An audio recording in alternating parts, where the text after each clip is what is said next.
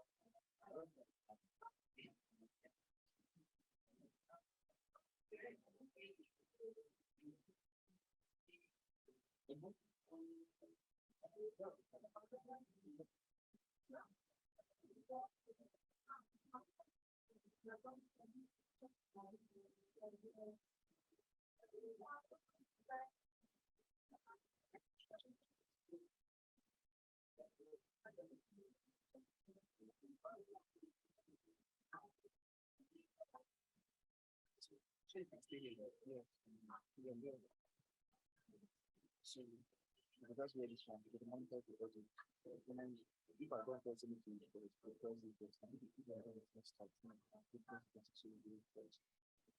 So this one is just, so then just zoom in, zoom in, then you just turn on this. So if person do maybe then if you don't do that side, you just zoom into one, yes. Very good.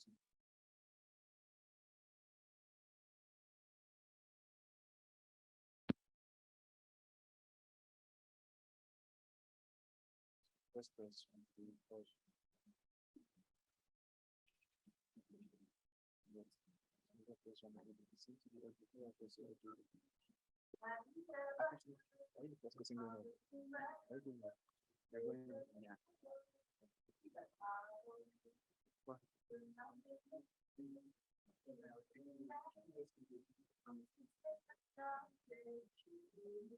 Someone on. I don't know. Nick. Nick. No, no, it's a black house. Okay. I didn't know or something else.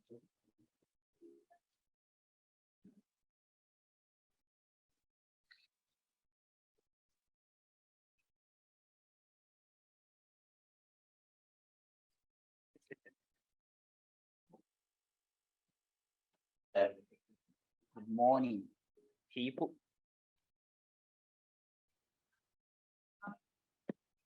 Good morning. Wow, this voice is not that. Good morning. All right. Thank you very much for making our time for this conversation today.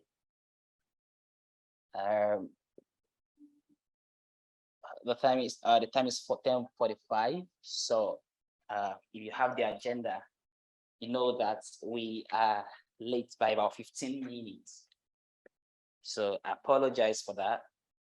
But I also think a lot of us did not come in at exactly 10, but it's okay. My name is Akin Tunde, and I work for the Center for Journalism, Innovation and Development. And I know that this is pretty much my first time of seeing some people, but we have a mix of a lot of persons in this room because we started this project, the Voices for Change project, sometimes in May 2022. And this was CJID's operation with the Institute for War and Peace Reporting. Because we don't have another country, and we believe that for us to live a decent life as citizens, there are certain structures that should be in place. Our experience as Nigerians over time has shown that, especially as young people, has shown that anybody in Nigeria who's got any opportunity to be in power just wants to oppress. Apart from that, we also have a lot of people who are dissatisfied with the system. And because they believe the only thing they could do because they're not in government would be to take up arms. Over the weekend, there was an air strike in Zamfara. So the government against, bandits. But because the bandits escaped, the leaders escaped. You know what they did? They decided to take it on citizens. So because they know that they don't have power over government. So the next thing for them is to pick on citizens. Some people have had experiences as Nigerians going by their business. On that way, most times they get adopted, some get kidnapped, some get a ransom to pay, some are not able to pay a ransom, some pay the ransom and still get killed. So it's a lot. It's been a lot for us as a country. People go to church with no promise of returning home, people traveling and all of those things. It's been a lot of terrible things. But as citizens, a number of us have decided to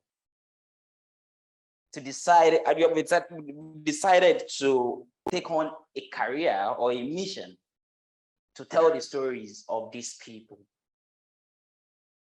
Some people have also decided that they can't tell the stories, but they can't speak and pick on a report to do those things. And sometimes it can be overwhelming, and sometimes it can also be very boring and also depressing. So CJID and the Institute for War and Peace decided to create a program to have those who are doing the reporting, those who are researching, journalists, researchers, and civil society organizations, activists, social media influencers, who have committed to doing this thing. So we had a first workshop sometimes in May for journalists. We attend journalists who are interested in these issues. Then we had another one in June.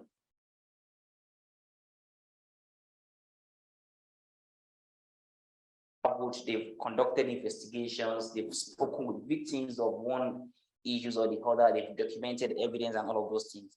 And we also have people who have done interesting work within the frame of human rights in Nigeria. And that is why we thought, at this stage, let us have a dialogue, let us have a conversation, so that all of the issues revolving around conflict, security, and human rights in Nigeria would be discussed. And maybe, just maybe, just a little of our conversation will get the attention of those who make policies, of those who design strategies for the work that we do. Because at the end of the day, we can't take over the role of government. We don't have the capacity to do that. We can only complement the work they do. I've seen people who do work by helping to get people out of prison. I've seen people who are in jail for no just reason. I've seen people do things like that. I've seen people get brutalized and all of those things. So today, we are going to listen to a lot of stories. We are going to also do a lot of talking on how to advance human rights in Nigeria.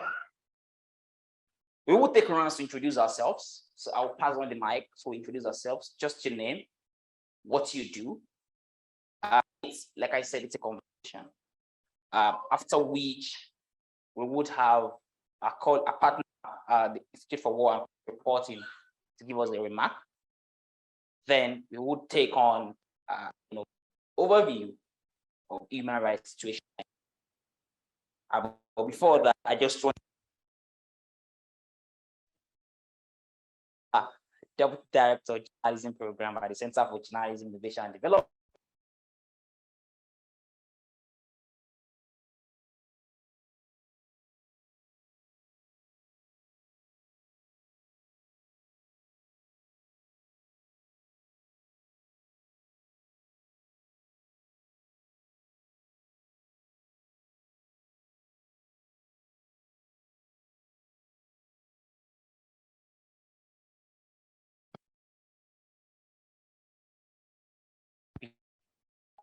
Something they would think about, and of course, the work that we do together to advance human rights in Nigeria continue to make impact. Thank you, every other person. This is not a conversation anyway, but this is just an introductory remark. But we'll get started. So I'm just gonna pass on the mic now. I will just your name and where you're from.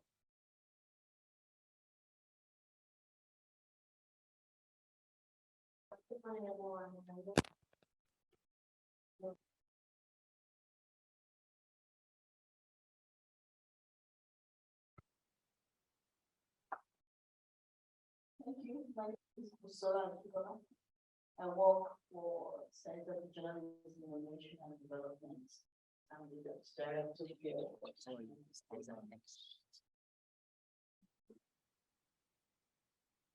Good morning, everyone. My name is Kosim Suleiman, and I'm a journalist with News. Good morning, everyone. My name is Elias Jan, and I'm a journalist for the Education Purpose Journalist. Good morning, everyone. My name is Nicola Abidja. I'm the communication assistant for the President's Committee. You have what slides of Good morning, the everyone. representing from the audience. CJID. Good morning, all. My name is Mimi Joyce. I'm a journalist. Good morning, everyone. My name is Bukis Brown.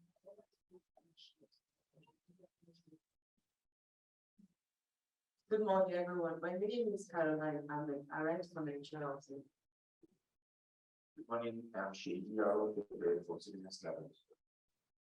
Good morning, everyone. My name is Mercy from Mercy Foundation for Peace. I host an online radio and video talk show. Hi, everyone. My name is Victoria. I work for Liberty Communication. I'm Friday, and work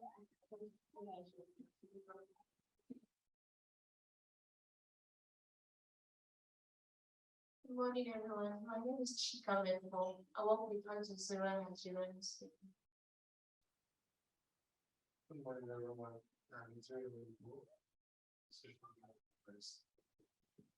Good morning, everyone. My name is Kenny Usari. I work with the CJID.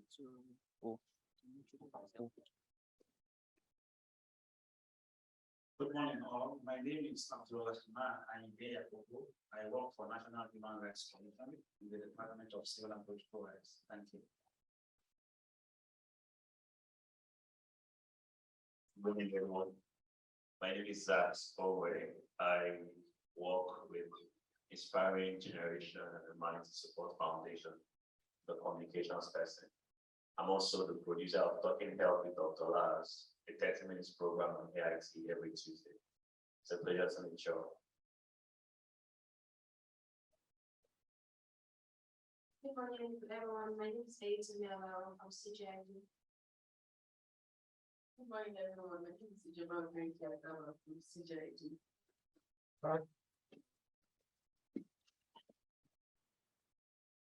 Hello, everyone. My name is Funke Adeoye. I am the team lead at Hope Behind Bars. Morning, everyone. My name is Victor Rebecca. I'm a loyal Morning, everyone. My name is Annie May Dajli. I'm a senior reporter at Texas. Good morning, everyone. My name is Vivi Magdalene. I work with Community Village Initiative.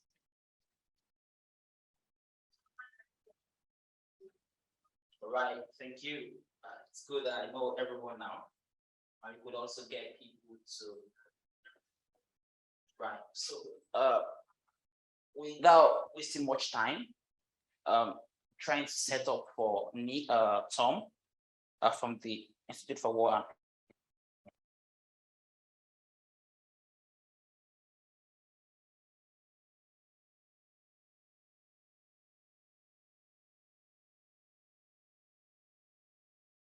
into human rights, but I understand that Barrister F. Young is almost here, so that's okay.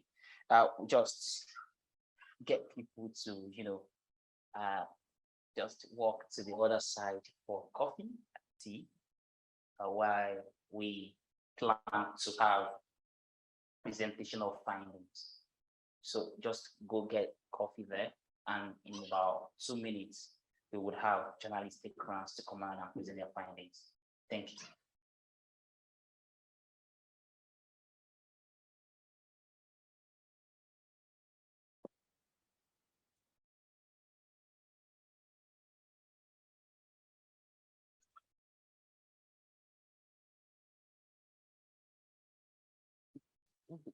What do you mean by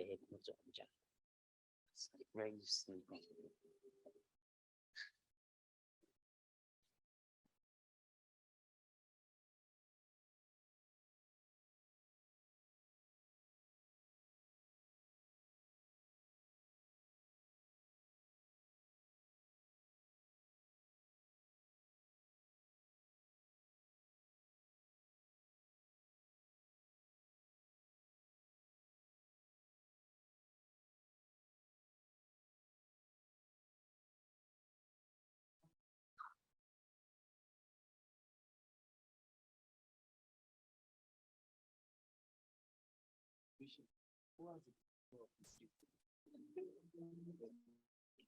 Yeah, it's nice.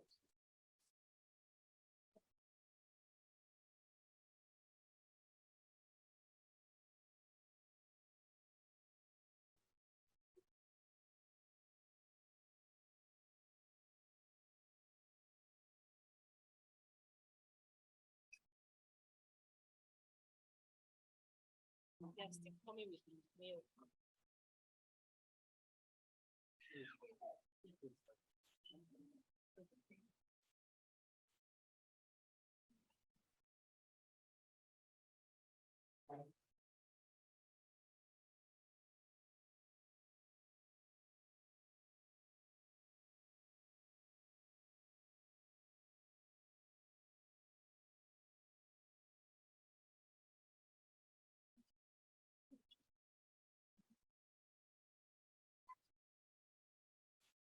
Let's.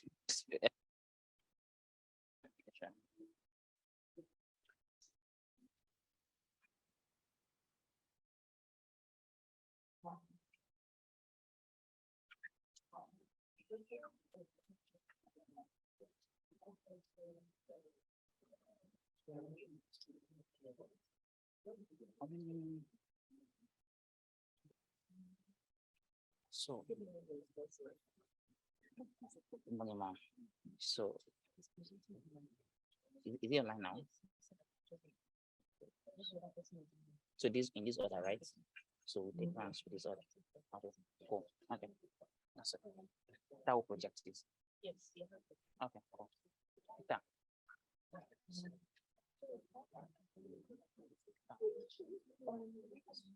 Yeah, all online, right?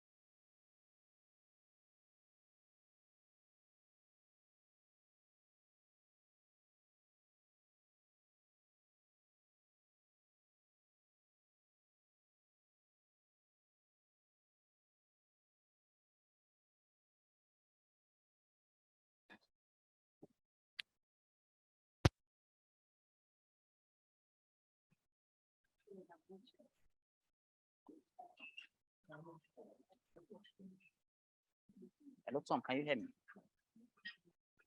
Hi guys, yes I can hear you. How's it going? Can you hear me? Hello, Tom. Hi, Akintunde. Can you hear me?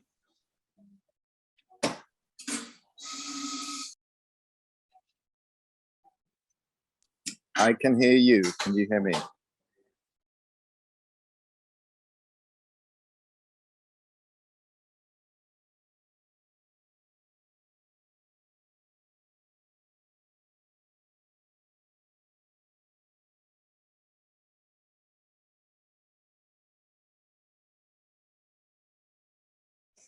Testing. Testing.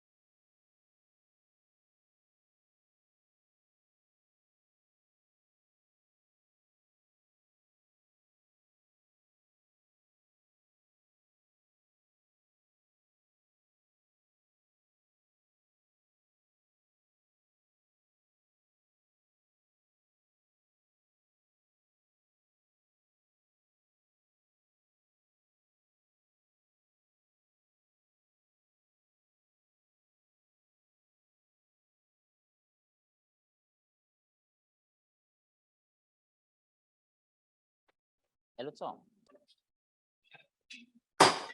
Hi there. Can you hear me? Okay. Sure, I can hear you. Good morning. Very good. How's it going? Good stuff. All right, so I will just put you on for everyone to listen now. Is that okay? Sounds good. Can you hear me? Okay. All right, sure. So give me a sec, Tom. No problem. Tell me when I should start and everybody can hear me. All right, Tom. Shall I begin? Yes, Tom, you can. Sorry. Yeah. I'll go ahead. That's Tom from the. Sorry. Yes, I can't see you or hear you guys, so I do apologize. It's a bit sketchy here. I'm going to try and just carry on and speak and hope that you can hear me. So thank you, everybody, for joining the roundtable today. I'm sorry I can't be there with you. It would be a pleasure to be back. It's been 3 years since I've been in country. I miss Nigeria very much, but I'm traveling today. I'm on leave, so I apologize for not joining you at the start. But yes, I'd just like to thank you all for joining. For those that don't know, the roundtable today and the wider training and reporting support we've been giving is part of the Voices for Change program, which operates in Kenya and Nigeria with support of the Wellspring Philanthropic Foundation. So Voices for Change, we aim to strengthen the ability of human rights defenders, civil society groups, and journalists to work together to effectively raise public awareness and launch advocacy campaigns related to human rights violations. And to date, we've supported journalists and advocacy groups connected to everything from the End SARS movement. We've supported people to investigate corruption, and also things like extrajudicial killings in Kenya. So a lot of heavy stuff, but a lot of very, very important stuff. As I say, Thomas Baker, I work as Associate Regional Director for IWPR covering Eastern Europe and Africa. And it's worth saying a bit about IWPR. We're primarily a media development organization, but we also support CSOs in their work. And we really believe in the power, particularly of journalists and civil society groups to work together to achieve change. In lots of countries in the world, possibly also in Nigeria, there is often a bit of suspicion between civil society groups and journalists, and often working seemingly with own agendas and not realizing that there is a huge amount of potential and power to unlock. We've seen it where in many countries that people haven't realized they've actually been working on very similar stuff, that they've done big investigations and collected huge amounts of data on a particular issue, and haven't realized that through collaboration, they can really amplify that story, encourage a national conversation, and ultimately try to achieve change. And it's been really heartening to see that happen. So as I say, I don't have a speech prepared today. As I say, I'm traveling, but I really wanted to check in, say thank you for your support for the program, say thank you for the important work you're doing.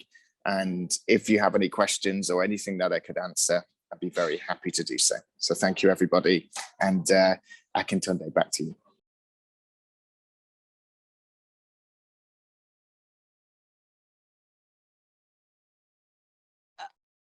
Thank you very much, Tom. Thank you very much. And yeah, we appreciate this partnership. And so we're taking rounds, we'll take rounds now for journalists to make presentation of their findings. So thank you, Tom. And yeah, talk to you later. Great stuff. Take care, Yeah. guys. Hope to see you in person soon. Thank you. Guys, that was Tom, a partner from the Institute for War and Peace Reporting. Like I mentioned, we started in May, and we're wrapping the program at the moment.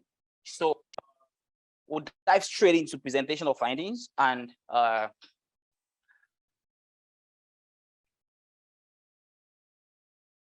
right. So the first person to make presentation will be Caroline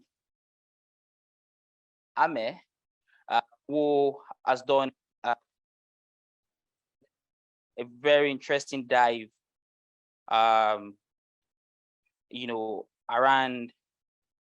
domestic violence. So she looked at breaking the silence of culture and religious bias when it comes to domestic violence in Nigeria. So, ladies and gentlemen, the jam your hands together for Carol as she makes her way to make a presentation.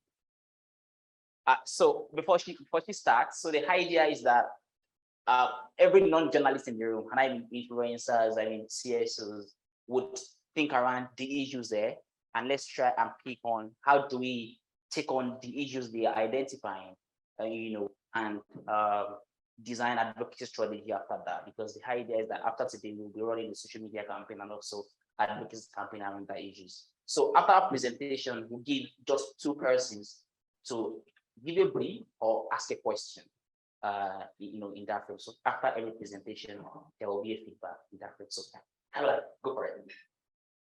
Thank you very much, Akintunde. Thank you, CJID, for this opportunity. Good morning, everyone, once again. Actually, my topic is domestic violence, breaking the culture of silence and religious bias. Please just calm this up. All right.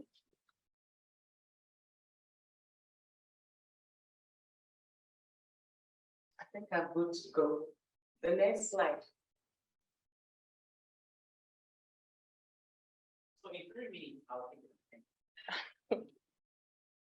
Okay, domestic violence, we all know what it's about. It's called spousal violence.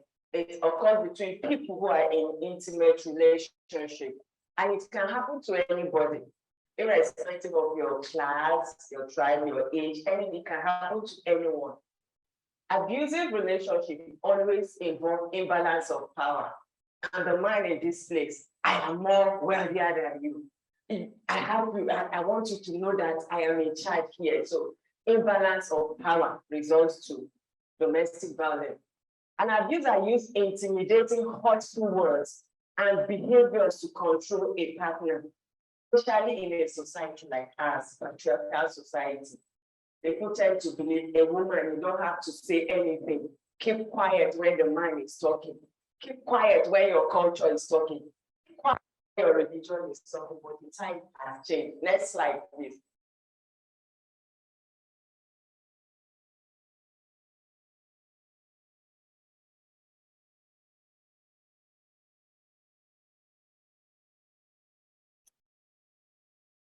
Everybody wants to keep quiet and behave that everything is working.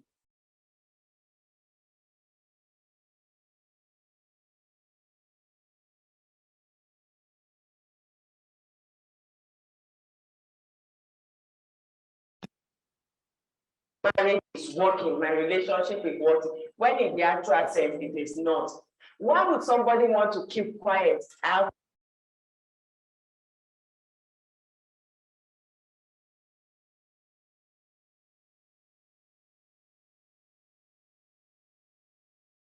Single mother, now how do you do? If you are leaving this marriage, are you sure they will tell you you want to go and do a shower?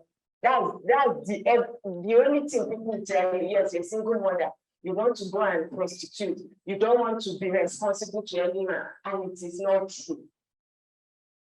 A lot of people are still trapped in abusive relationships because of what their families, religious body, and society will say. Even in the secular world, even in the offices, you see people, I beg, stay there. Are you the only person? It is not new. It happens every day. It is pertinent to know that the longer you stay in an abusive relationship, the greater the physical and emotional toll it has on you, making you feel depressed, anxious. And sometimes there's this case I treated.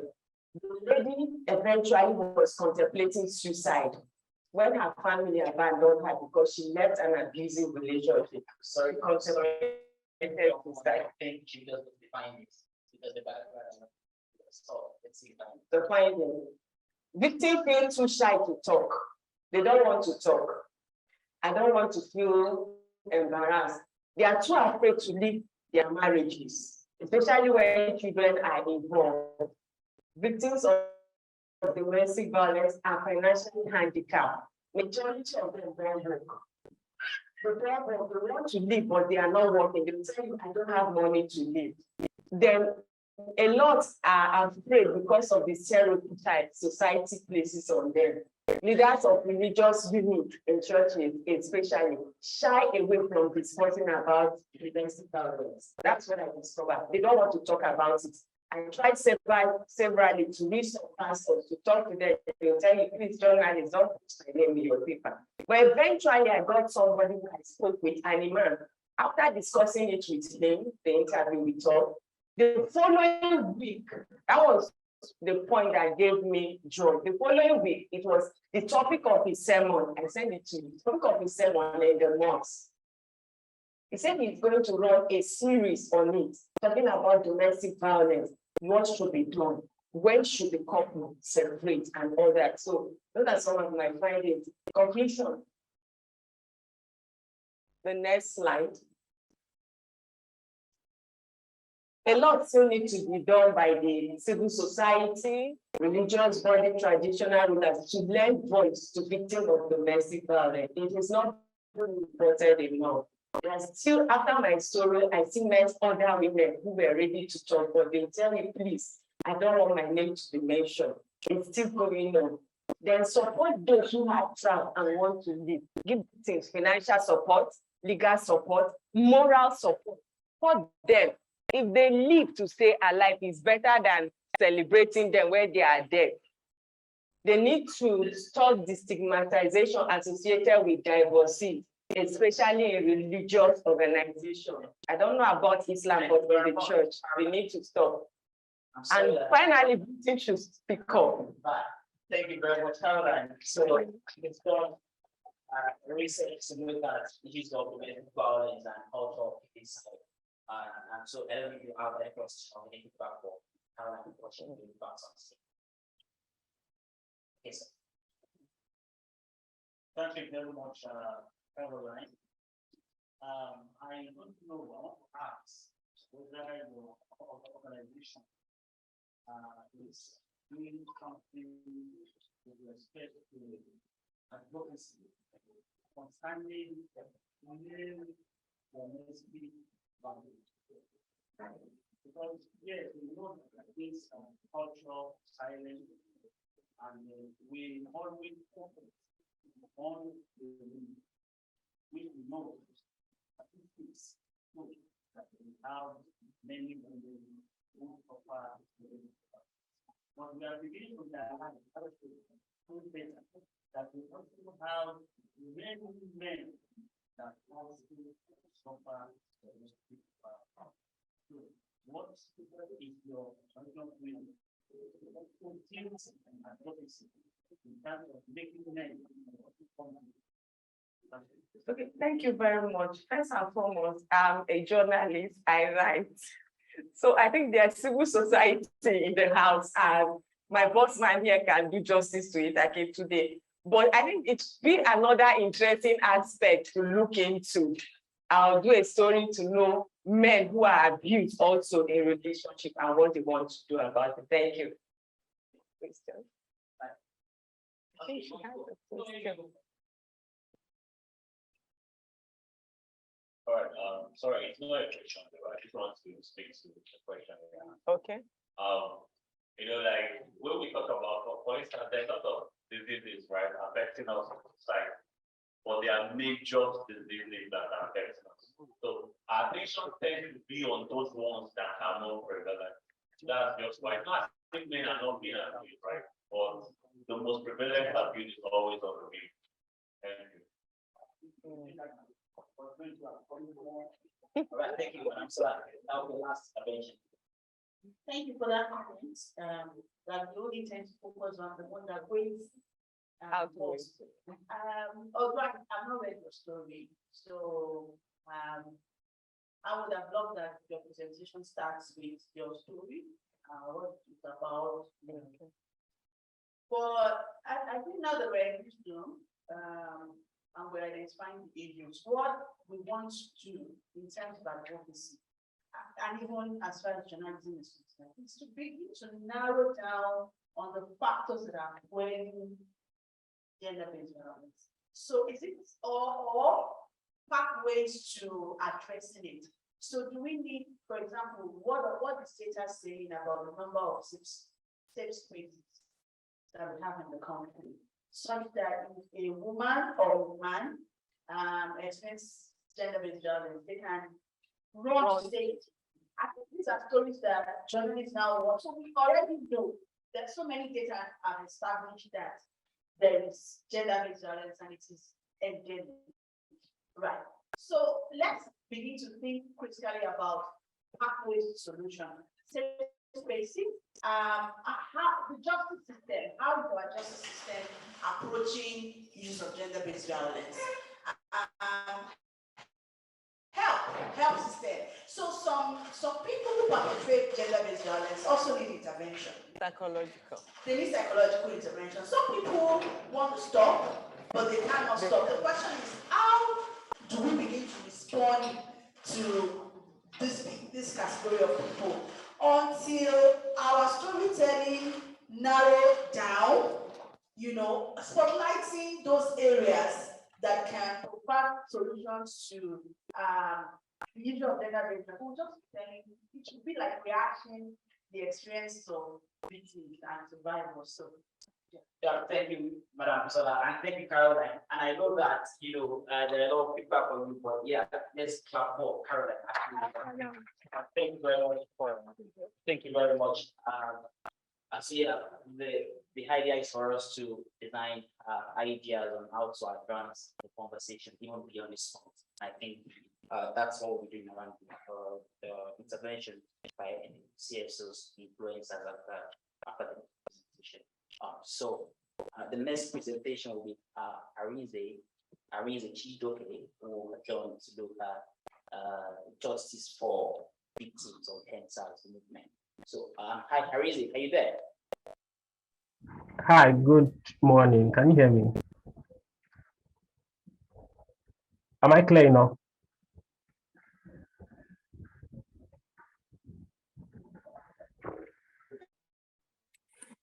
Can you hear me? Is it better now? I believe so, but can you hear me? Can you hear me?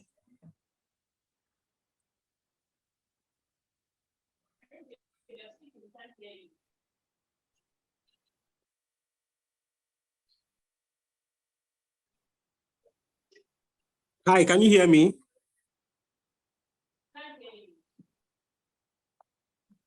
Wow. Is it better now? Maybe I should put off the. Is it better now? I think we can start. Okay. Hi, Akintunde, can you hear me? Yes, sir. Good morning, sir. Good morning. Good morning. So sorry I couldn't make it to the experience sharing. I really wanted to be available, but due to some reasons I couldn't just attend. It's okay, bro. It's okay. Go Yeah, for it. so very quickly, good morning, everyone. So for my own story, I looked at how families who lost breadwinners during the EndSARS protests are unable to get justice 2 years after panels were set up across state governments. I believe we are aware of the story, what happened actually in 2020 when youths who were dissatisfied with the increasing rate of police brutality across the country decided to take to the streets. Now, sadly, while they were in the streets and protesting, of course, some of them did it peacefully. The Nigerian police, in their usual and characteristic manner, decided to really shoot at most of them. And so we had quite a number of them who lost their lives as a result of the protest and the human rights violations and all. Yeah, but to respond to it, various state governments set up panels of inquiry to sort of accept complaints by families who actually had issues to complain about. Now, Enugu State, where I did my report, was one of the states that actually set up that panel.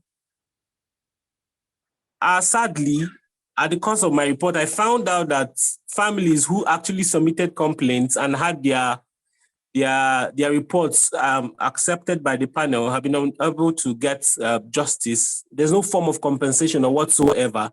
And this is more than 2 years, almost 2 years after the panels were set up. And then these families continue to wonder. I mean, most of them have lost hope even. And then as a result of that, because most of them actually lost the people upon whom they depended, their sufferings have increased. Now, I spoke to, during the course of my investigation, I spoke to 2 women who lost their first sons. One of them is Ukamaka Onyama. The other one is Esther Obi. Yeah, but none of them has received any form of compensation from the government or whatsoever. And then as a result, one of them, Ukamaka, has had to return to the farm because that's like the only option she has at the moment. Now, most times when her children become sick, she can't even provide drugs for them. Most of them have had to resort to begging from families and neighbors and all of that.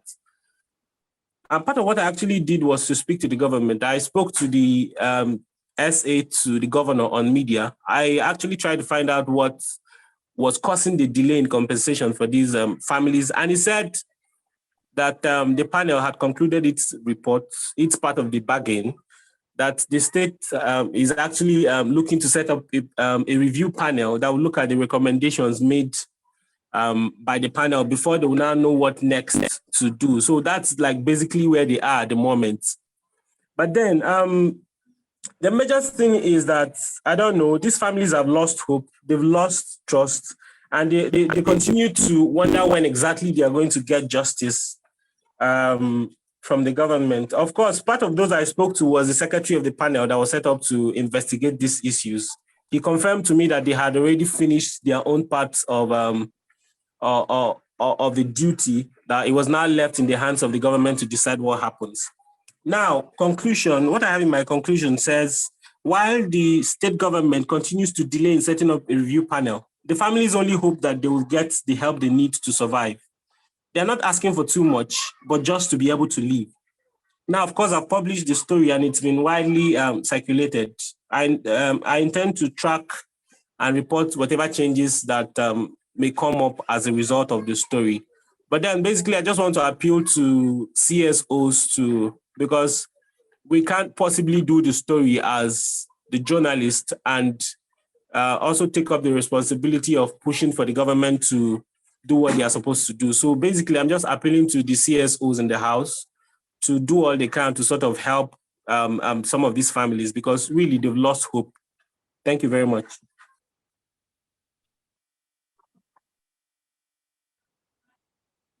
Thank you very much, Arinde. The entire story is always an unending one.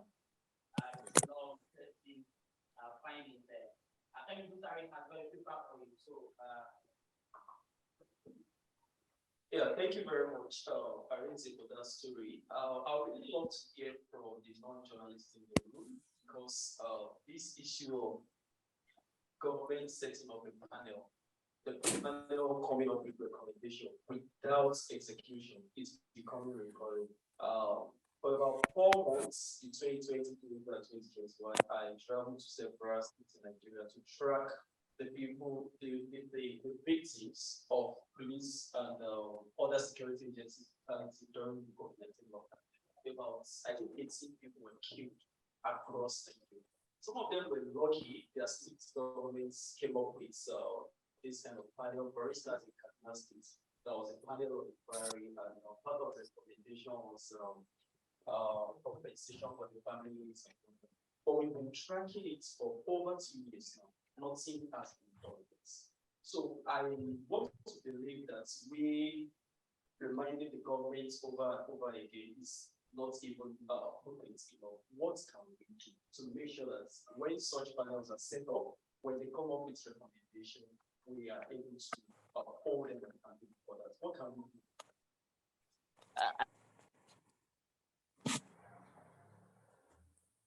I would like to have people speak, the other session that we have, because we're designing, next steps for advocacy to take this thing forward.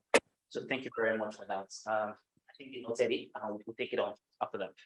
So thank you very much, Arinze. Thank you very much. Right. Thank you very much, Arinze, after that. So we'll go next to Kunle Sonny. Okay, sir. Okay. All right, sir. All right. Good morning. The first thing Hello? is that Hold on, Kunle, hold on for a moment. Hold on. the government has the obligation to protect and guarantee the rights of every citizen. But it is quite unfortunate sometimes the way we do things.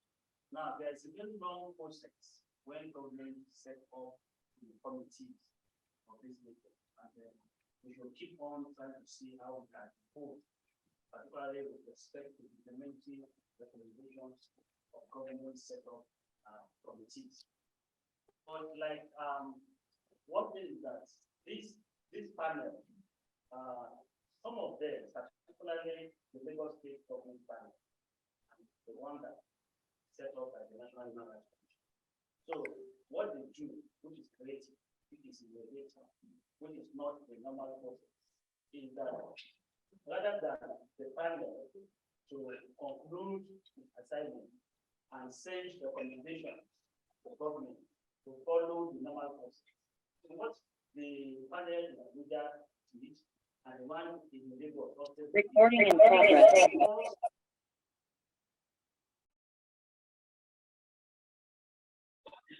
in the course of the city, they awarded compensation for victims and families.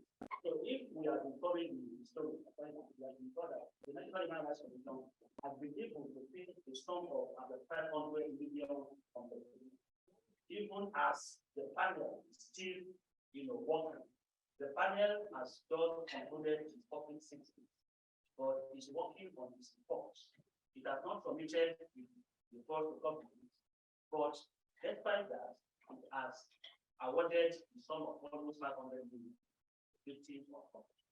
So I think the regionally, the CSOs and all of that other can continue to work together to see how both state and federal government can have a kind of creative and innovative to ensure that we protect the right of victims, rather than waiting for the normal process which we do at end.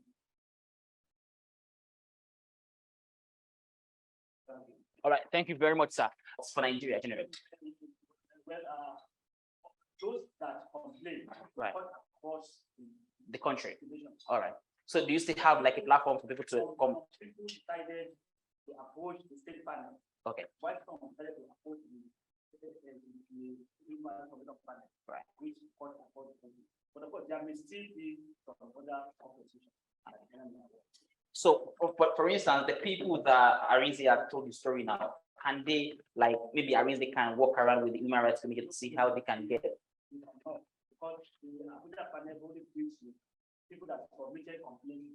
Okay. So they have to work through. Is it a one-off process? Is there like a plan to reopen it in the future?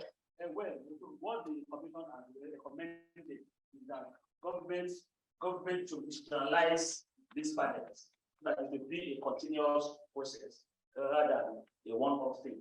But what the commission is doing, after its whole panel has submitted its reports, it will now work through because the vice president office coordinates these panels. So it will work through the also the vice president to see how government can address of the organization of all other departments. All right. All right. Thank you very much, sir, for letting us know what's happening within the frame of the government engagement. And so right now we would move on to Kunle Sani, who has done a report on how criminalization of petty offenses impoverish Nigerians and fuel wrongful detention. And I think okay, you'll be interested in this. So ladies and gentlemen, let's wait for Kunle. Kunle, how you doing? I'm fine. Good morning. Yeah, good morning. You have the floor. All right. My story is on how petty offenses are being criminalized in Nigeria. And I'm sure everybody must have seen the story that was trending last week, especially on Thursday, whereby the Lagos State government actually auctioned over 300 vehicles that were alleged to have broken the law. Actually, those offenders were guilty of the Lagos State government's traffic law. So the story is about these laws are actually too harsh for the common man.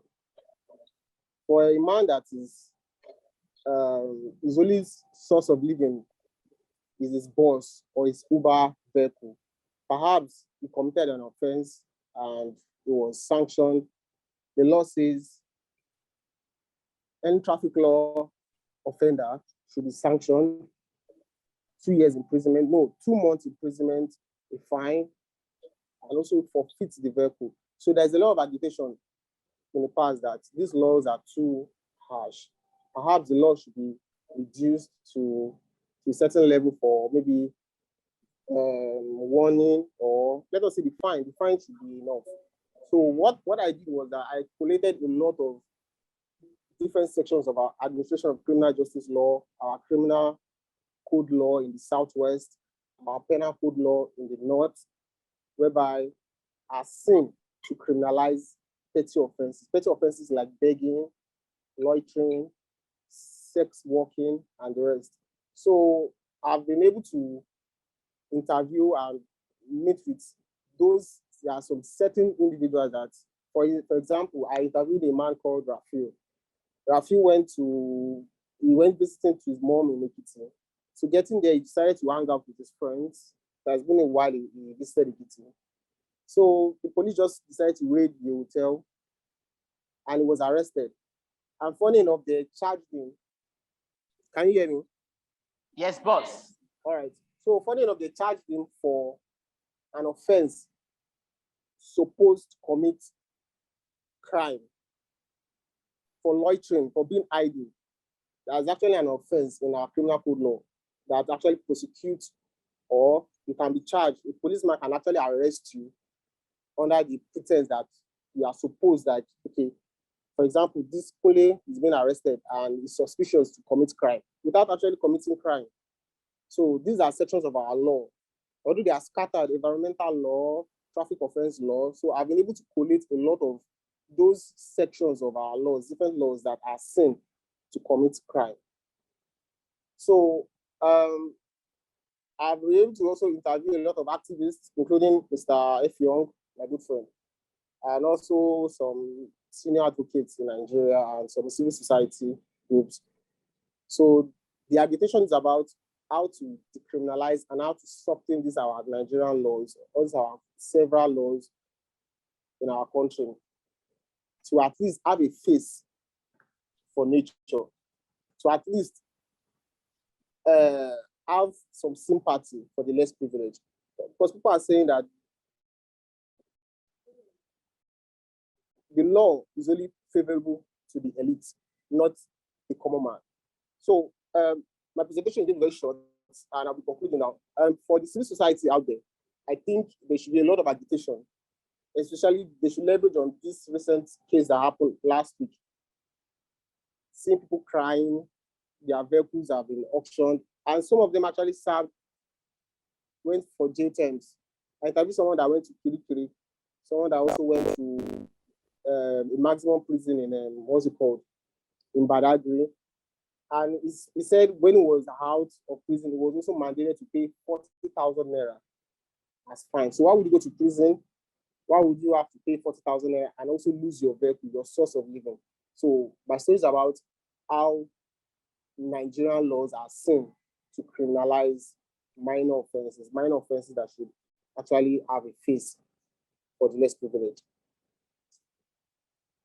That's it. Thank you. Thank you very much, Kule, for letting me know that loitering could just send me away for a few months. And that's a shame. And I think yesterday Funke was, she shared an interesting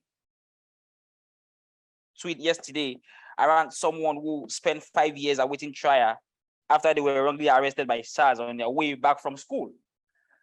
You know, and I also remember my own personal experience in 2011 when I was going to vigil, and around 11:30, I wanted to go buy akara, you know, and this guys just said, "Hey, what are you doing?" They took me into their small car, and it took me around Oyo and picked all the Paraga joints, people from Paraga joints, and they said, so when we got to the station, it was around 2 a.m.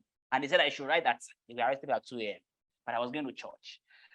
So it happens a lot, and a lot of people have they've not seen their family in the last 5, 6, 10 years because of something as petty as that. Why people who would still billions still becomes people who work with elephants to steal money. They are still living large, unfortunately. So yeah, people Kunle has told us a very interesting story and also opened our eyes to a lot of the laws that we have that makes life difficult even further for Nigerians, for ordinary Nigerians. What do you say to reaction before we move to the next presentation? Okay. Thank you, Kunle. That was a very brilliant one. And I'm particularly drawn to the example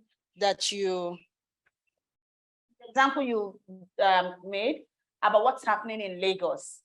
I think this is where we begin to argue whether laws are made for people or whether people are the ones that are made for the law, and where we also begin to question the intent of these laws that we make.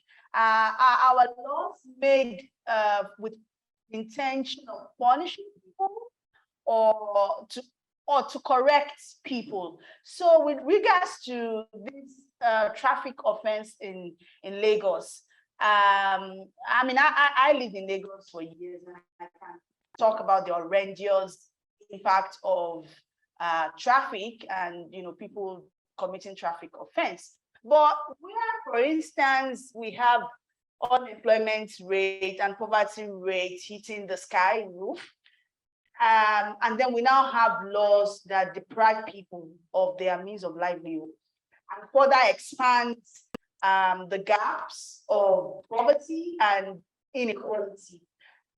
It's important that we then begin to hold government to account on whether this is the right approach or this is the wrong approach. If Ekweremadu were to be in Nigeria with the saga his family is confronting in the UK, I mean, we all know that by now that guy would rot in jail. But here we are in Nigeria. A man commits a traffic offense. He was sentenced to jail for 3 months. His child died within those 3 months, and the man came back, and then the car was auctioned. Whatever happened to maybe the government saying, even if they auction that car, say, okay, within 6 months, if you're not able to pay 100,000, you wouldn't get this car back. Thank you, really, Kunle. This is something that I hope we all lash on and get government to uphold the principles of equity and equality in the implementation of justice. Thank you. Thank you very much, Madam Busola. And so I'll just jump onto you, sir. Thank you. No. Okay. No. Hello. The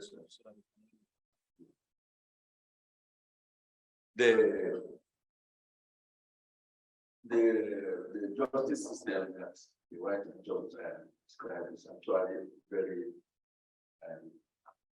particularly when it comes to a place like Lagos that is supposed to be independent for justice, given the level of interest in that place.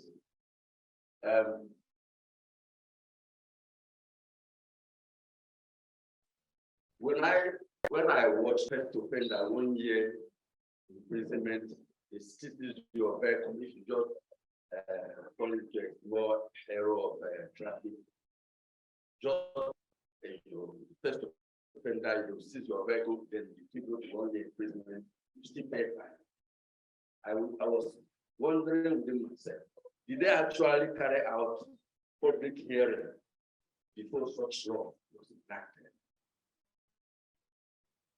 So if they did actually carry out public hearing, what was the opinion of people? Was they just overlooked what people, the people's position and went ahead to carry out what they want to do? So we have to refer back to the process. So, through which that law was enacted. We take it on from there. It is going to, I mean, it is going to involve, it has to be an investigative report. I will find out. I'm calling you now. Actually follow before it came to be. So the issue of even the problem may not even come because the truth is that the road insurance are used, but whether they or what the law is very in All right. Okay, thank you very much for the intervention. So, that will be thank you the so last. much. I know we'll still talk more about how the CSOs will come in to follow up on this, but I just wanted to say that it's more sad because for a state like Lagos is supposed to be forward-looking when it comes to the administration of criminal justice.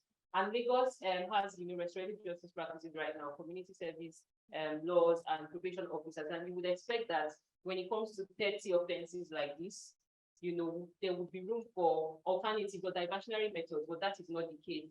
And also to say that, just like he's mentioned some of the legal framework, even constitutionally, the law is actually in violation of the constitution because it's against human dignity, and it also, against the principles of inclusion and equity, like she said. So that's something that we also want to look at when we have a conversation about intervention for CSOs. Right. Thank you very much, for that intervention. I just did note that please, if you want to pass, let's not pass, the camera side. It's just best for us to walk to that other side, because if you walk past that, kind of disrupts the camera there. So let's try and move from that. Thank you. Anibe would be going on with a presentation now. She's looked at hunger as human rights issue. The reason why people are hungry in Nigeria and they're dying of hunger, Anibe has tried to make a case that it's also an human rights issue. So, ladies and gentlemen, jam your hands together for Anibe Dajili as she makes our presentation.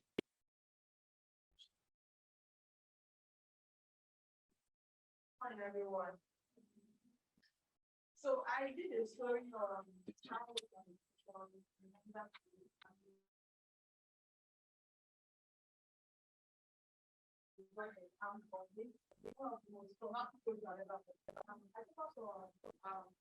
the most affected local government.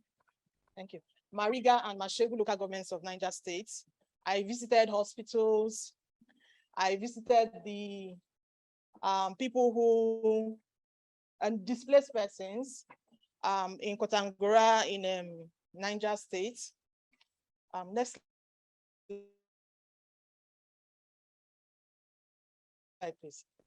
So these are not the whole pictures, but 4 days after I did this story, I could still picture the faces of these children. Some of them actually die, and nothing is being done about their situation. It's a really pathetic one. Next slide, please.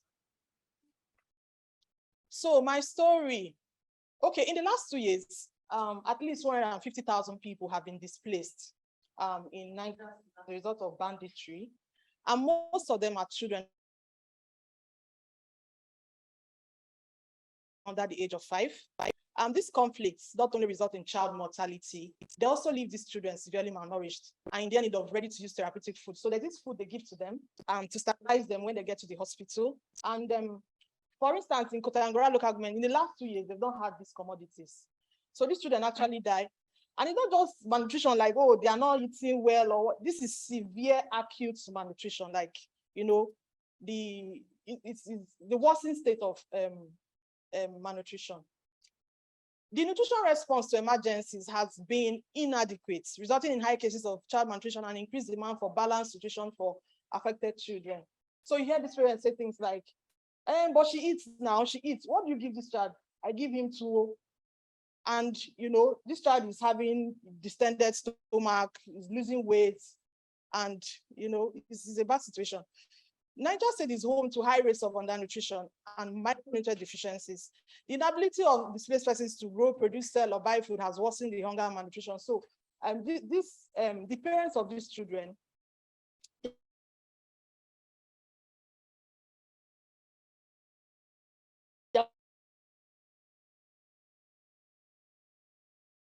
mostly farmers. In Niger State, they're mostly farmers, especially in the remote areas. And so these bandits, they take some of the stuff of their villages. Some villages have been taken over by bandits, like you don't find indigenous there anymore. So it's hard for these people to survive. When they get to places like Kotangora, that's like a semi-urban area, they find it difficult to survive because all they know is farming. Then, okay, this is what one of the people, the respondents that I spoke to, he said, until every minority child in the community is affected by banditry is able to access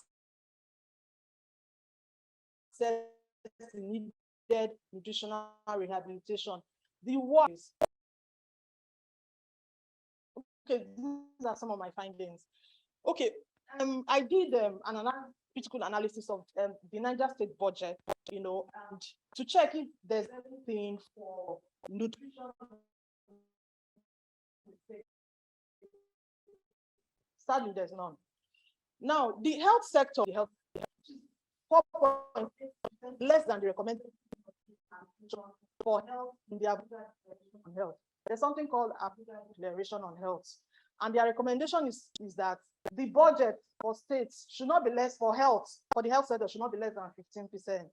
But in Niger State, it's 4.8. That's the whole health sector. And then there's nothing for nutrition.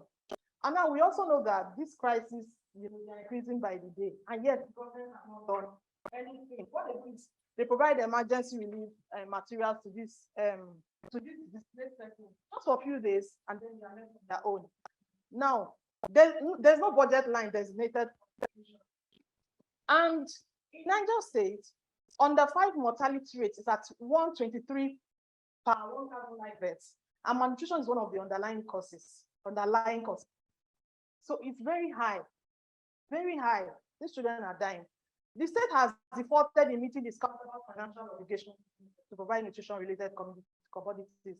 Now, if you remember, I said something about ready-to-use therapeutic food. So they provide this food for these children. And the government has an arrangement with UNICEF to provide this, like a counterpart funding thing. UNICEF brings some funds. The state government is supposed to bring some, but they have defaulted. And so UNICEF has stopped providing those things. Okay, so for about 2 years now, health facilities like Kotangora General Hospital have not had these commodities. So what these doctors and nurses do, they contribute their own money to provide local, they prepare this local nutritional thing for children. They just give them when they come in so they can stabilize them before they start treating them. So is that bad? So in fact, so far, there's a community-based non-profit in Kotangora. After reading my story, they spoke to me and said they wanted to carry out an advocacy campaign to relevant stakeholders on child malnutrition. And then also, interestingly, after my story, I got a call from someone at the from the Niger State Ministry of Health. I don't want to mention her name because I don't know if she want me to mention her name. Don't mention it. Yeah, she's up there, and she's saying that if I'm ready to go to those hospitals where these children are receiving treatment, she's ready to use therapeutic food. And I'm wondering how, but they're not available. It means that somehow they've been holding these commodities, which is really a very sad thing. So they are going to bring it out from wherever they feed them to give to you. So thank you very much. Again, the sad reality of the law of vulnerable Nigerians. Thank you, Anibe, for telling that story. Thank you. And for shattering our mind with those pictures. But anyway, nobody should have that, should be in that shoe. Nobody should. But that's Nigeria, beloved country. People, Anibe again, what do you say? How do we, and it's good that, there is an NGO working on that. CJID and IWPR is committing about $7,500 after today to run advocacy on all of these stories, because we believe that we can't take the role of the government anyway, and we don't have 500 million like the Human Rights Commission. But yes, the little we could do to help non-state actors do these things, we will continue to. Thank you for telling the story. People, what do you say?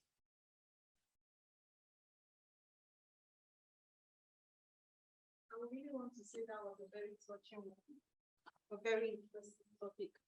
I've always been Nigeria don't value our citizens. It's a case of weaponizing hunger. You have people protest, the first thing is to freeze their salaries, the lecturers begging. Look at how we teach those children. These are just the percentage covered on camera. I'm really glad she really making me emotional. I'm really glad she captured that story. And I know if we keep capturing the story, tie it amongst ourselves, create a mass social media campaign, we are going to bring it out. It's the case of the COVID-19 pandemic. These things are there. They are being reviewed. First of all, they keep half of the money. By the time it's going out there, nothing will get to the grassroots. Thank you. Thank you very much. Okay, yes, so you go for it. Yes, that's really an interesting story. Like she said, it's very touching. Yeah, but one of the major challenges I've found, right, like it's the Nigerian government You know, it's because if we don't demand things out, right, we can't really get it. And one thing I've observed is that when there's okay, when, for instance, when she mentioned about funders coming to a particular place, right, to fund. So what we do here is after funders leave a particular maybe health sector or primary health care, the government abandon it, so it tends to remain like that until another funder stop. I can remember there was a time we took an advocacy to the federal Ministry of Finance over a particular health center, and what they were saying is, do we have international funders that are going to fund it for us, that they can just come in and partner? Again, so these are the responsibilities of the government, but they tend to allow it, looking for funders to come in before they do it. So it is by our demanding these things that they can really get, you know, aware of this is the problem. It's not as if they don't know, but because people are not asking the right questions. So these things tend to remain like that. Right, thank you. Thank you very much. And I agree with you that I mean, I'm not a, I don't know, but I think a lot of humanitarian intervention in Nigeria would not be in existence if we don't have international aid organizations, to be fair. And that speaks to what's the government for? Why are they there?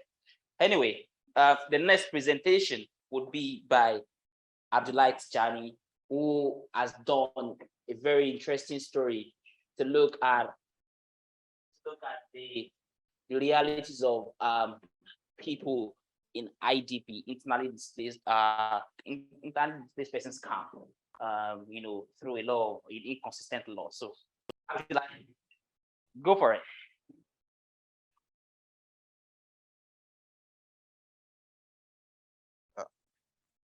Good morning, everyone. My name is Abdullahi, and I'll be presenting on IDPs. Okay, my story is also on IDPs, and I know the issue of IDP is not me. We know how neglected these people are, but I look specifically into how absence of laws or absence of enforceable laws is making the suffering of these people, you know, just on like making it unable to be resolved. Give me a second. Kind of find slides. Yeah.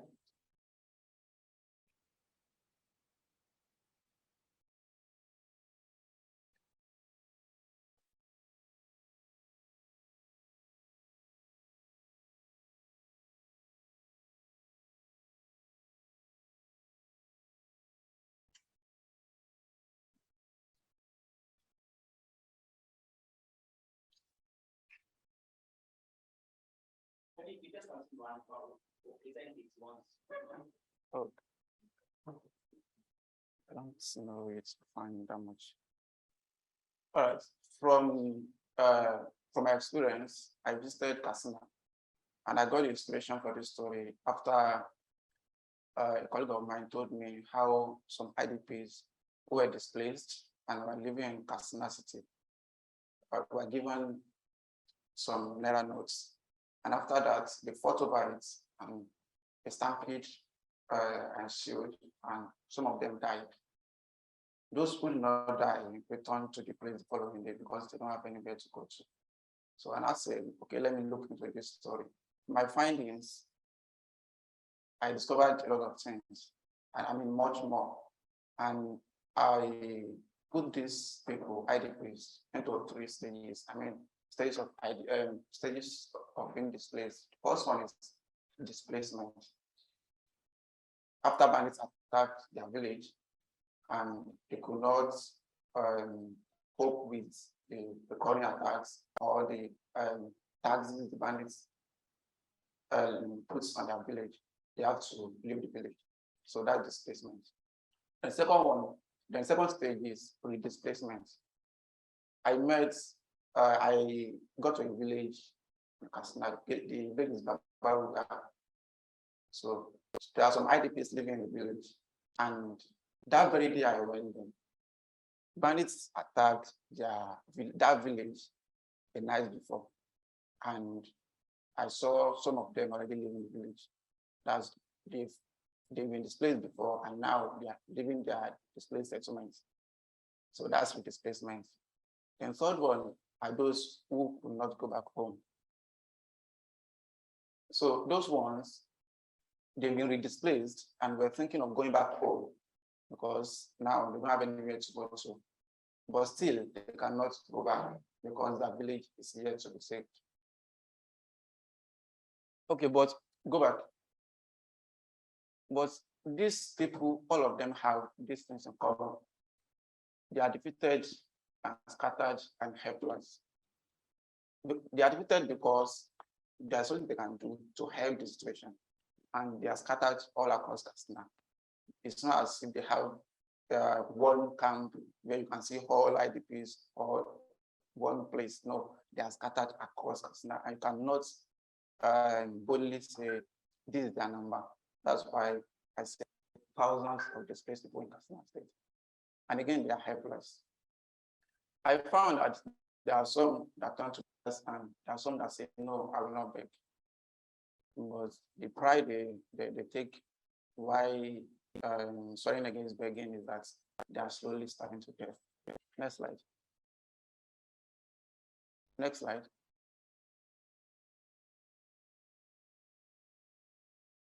Okay, I met Abibu Musa, was displaced 2 years ago. Next slide. And after 1 year, more than 1 year after I was displaced, he could not sleep on a roof. He went to Shinkafi, a village in Shinkafi, but he was sleeping outside with his 2 wives and his children. He slept outside for more than 1 year. Then later, a friend took him up of one uncompleted buildings inside Katsina City. The buildings are owned by a millionaire in Katsina, Alaji Manga. They call him Alaji Manga. So he's the owner of that uncompleted building. So after he has slept under no roof, outside for more than 1 year, he went to that uncompleted building. So there are spaces there. Although there are still some IDPs there, but there are spaces to sleep. But even though there are spaces, it not provide enough to feed him and his wives and children, because he does not have any work he's doing. Musa does not beg because sometimes he go to bush to cut some trees and sell. But his children who do not have the energy to do much work turn to beggars. Next slide.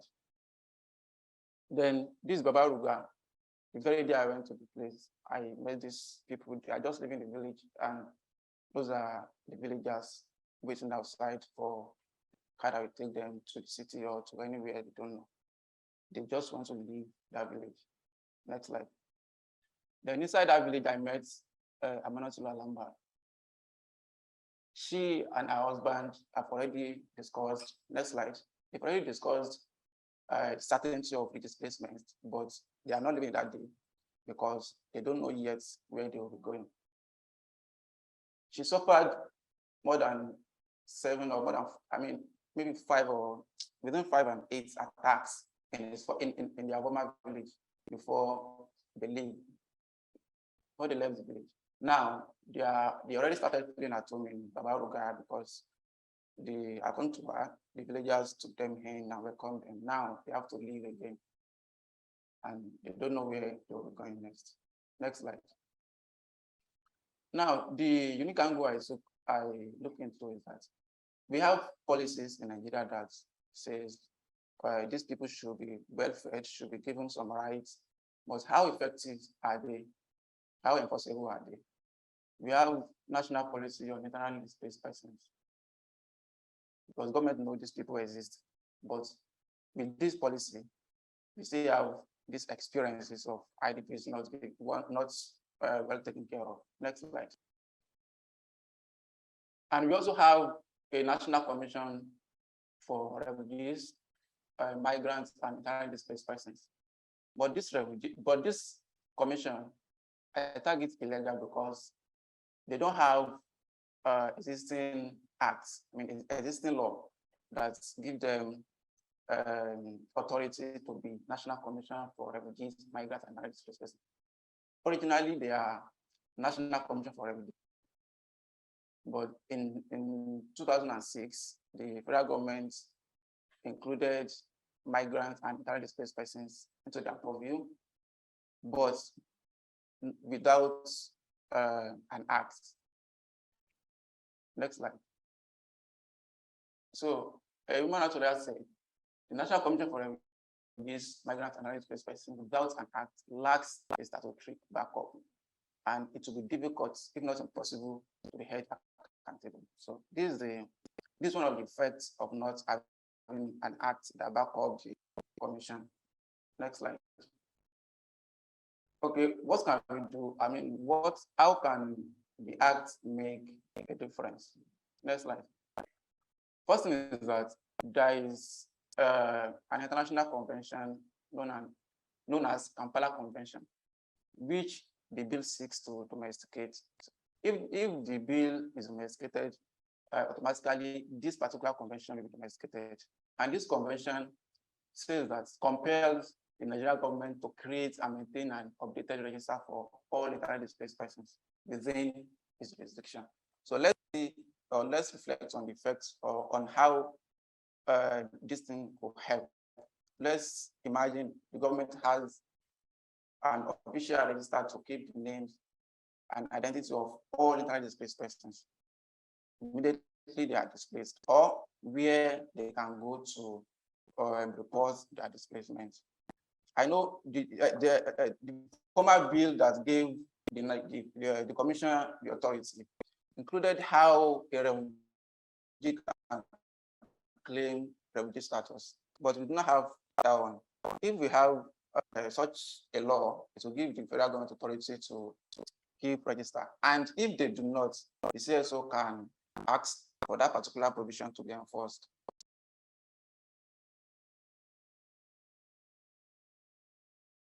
The second one is that it will provide an appropriate legal framework. So that's according to the. I'm sorry that I'm jumping on here. You mean just one slide? That's probably. So actually, if the bill is domesticated, it will widen the scope and ensure transparency and accountability. Thank you very much for listening. Right. Thank you very much, Abdullah, for sure. So Abdullah has, showed us that ITPs, but there are also that was possible for us to say there is hope. And sometimes the luxury that comes with waking up and sleeping sleeping out with notion now. We don't understand that luxury. A lot of people don't have that luxury. What becomes of ITPs in Nigeria, not just Katsina, but those other spaces that we have in Nigeria. How do we push for the presidential asset of that particular bill? Because if an institution exists without a legal framework, or the question also becomes, should we even have another agency when we new of humanitarian disaster, that kind of something? So we've got a lot of institutions. Is it more to lack of structure, or is it lack of institutions, or lack of implementation, or lack of sincerity of the government to really uphold the rights of individuals? People, I won't take feedback now. I will take feedback now. I would like us to rush to other presentation. I think we've spent a lot of time getting more feedback, so we'll get the general feedback later, so that we also go for the panel, and then we can call it a day. I also know that people have other things to do. So Chika Mefo has done another interesting dive into the realities of HEDSAS victims again, and she would be making a presentation on how victims of HEDSAS protests wallow in pain, miss unfulfilled promises. Like, people are really interested in the local state. So yeah, Chika, good work. Thank you. Good morning, everyone. Okay, my name is Chika Mepo. So my story is about how the NSAS protest in Enugu State. The next slide, please. So my story, in my story, I interviewed like two people. The first person I wrote about is the mechanic, a 53-year-old mechanic. His name was Bere Udechukwu. So he was killed in Cold Camp, Enugu State on the 23rd of October 2020 by men of the Nigeria Police Force deployed to quell the NSAS protest.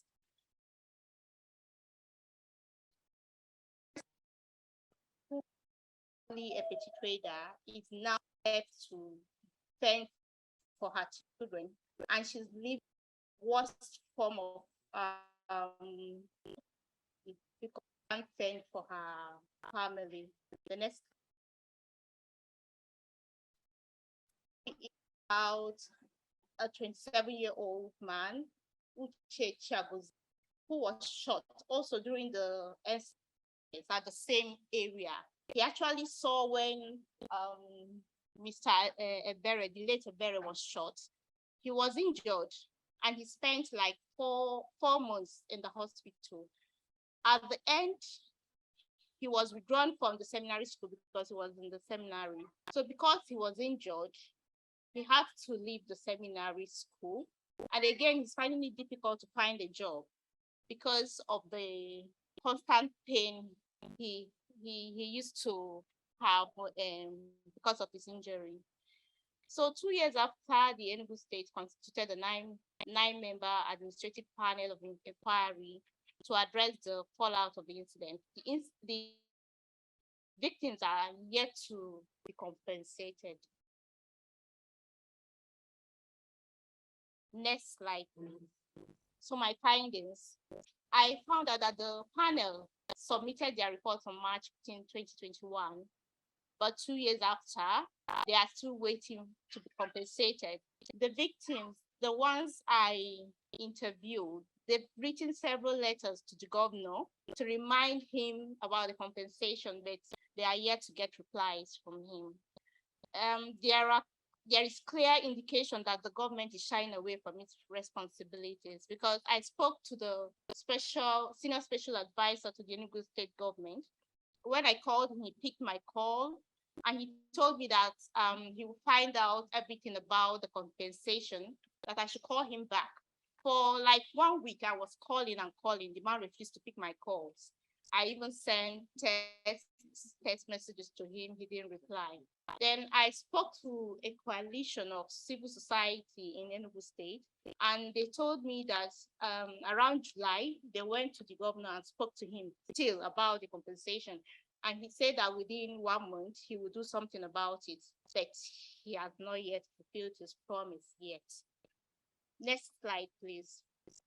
So the conclusion, my next step is to still talk to the chairman of the coalition to know. I'll be calling him continuously to get updates about the compensation. That's the next step. That's what I am planning to do next. Thank you very much. Thank you. All right. Thank you very much, Chika. I think the narrative will alleviate sense, like the same challenges in the state. And I think that we should do a compendium of NSAS victims in 36 states. I mean, FCT, I think to the end of 2100, we would be doing that conversation. CSOs in the house and activists in the house would design strategy to engage the government and to prevent the issues after that. We move right on to Cousin Sulaiman, who was done an interesting stories to look at.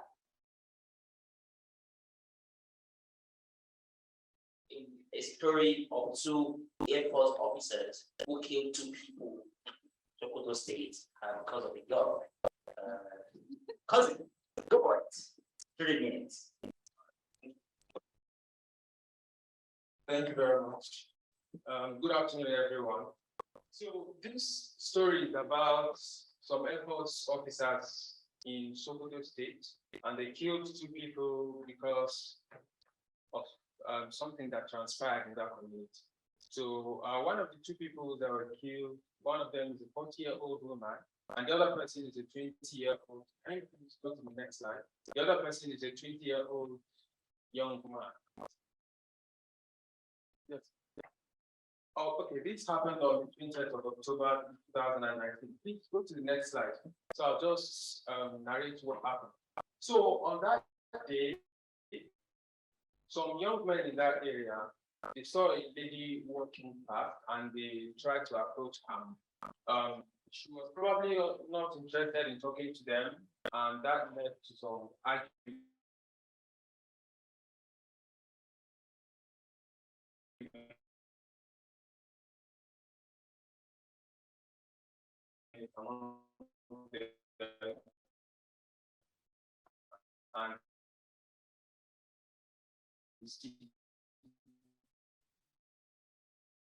And upon the young men started retaliating and so they know they were overpowered at that point because they came to that community. So they left. But they also came back. This time they came back in a truck, fully heated and carrying their rifles. One thing led to another. Before you know, it's gunshots everywhere. People started running for their lives. Next slide, please. This the 40-year-old woman that was killed, she probably has no idea in her home, and airport personnel pursued one of the people in that area into her house. That person was trying to get a cover into that house. When she saw them, was trying to also run into her room, but the airport personnel that followed both of them. Unfortunately, she died, but that she was rushed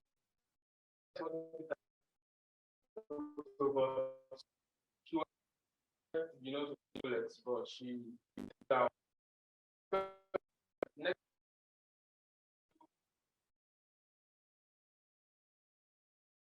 and to also run.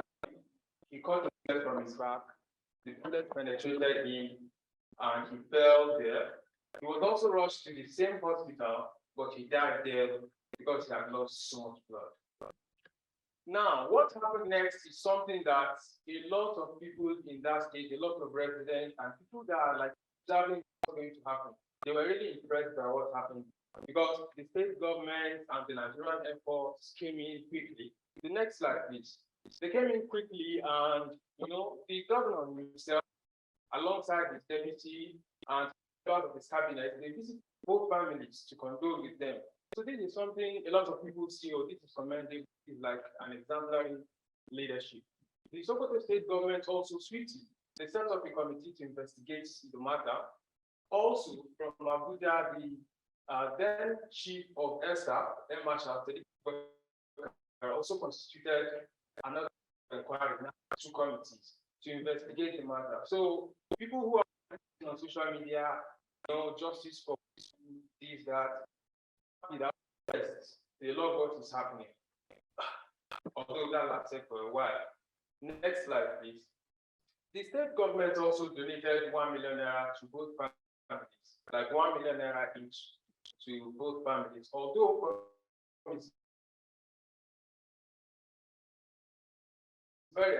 they said it was to take care of our children, our 7 children, to fund their education. That was the promise they made at the time. So a lot of people, were happy with the way things were. November 19th, where that deputy governor received the report of the committee set up by the state government.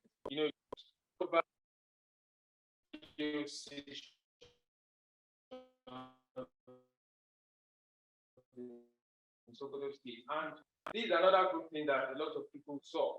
But you see, they are have not been made from not saying anything on acting upon those. The same goes with the committee set up by. Next slide. Now, while all this is happening, the day after the event, in Abuja, the Air Force spokesman at the time, he released a statement. And that statement attempted to change the narrative of what happened that day. In the statement, I'm quoting him now, he said, there has been an allegation of the unfortunate killing of 2 persons at Mebera area of Sokoto State.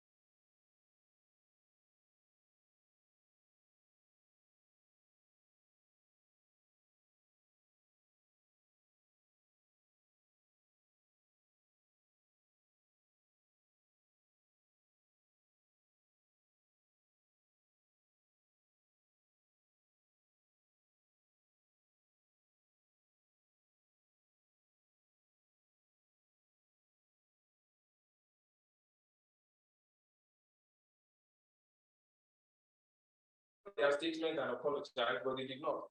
And this, I would love to quote what he said here, please. He said they only lied to protect themselves, and they didn't wait for them to withdraw the statement because both the residents of that area and the committee set up by the state government are witnesses. And none of their members reside around that area where Madam Bukua's mosque is located. So,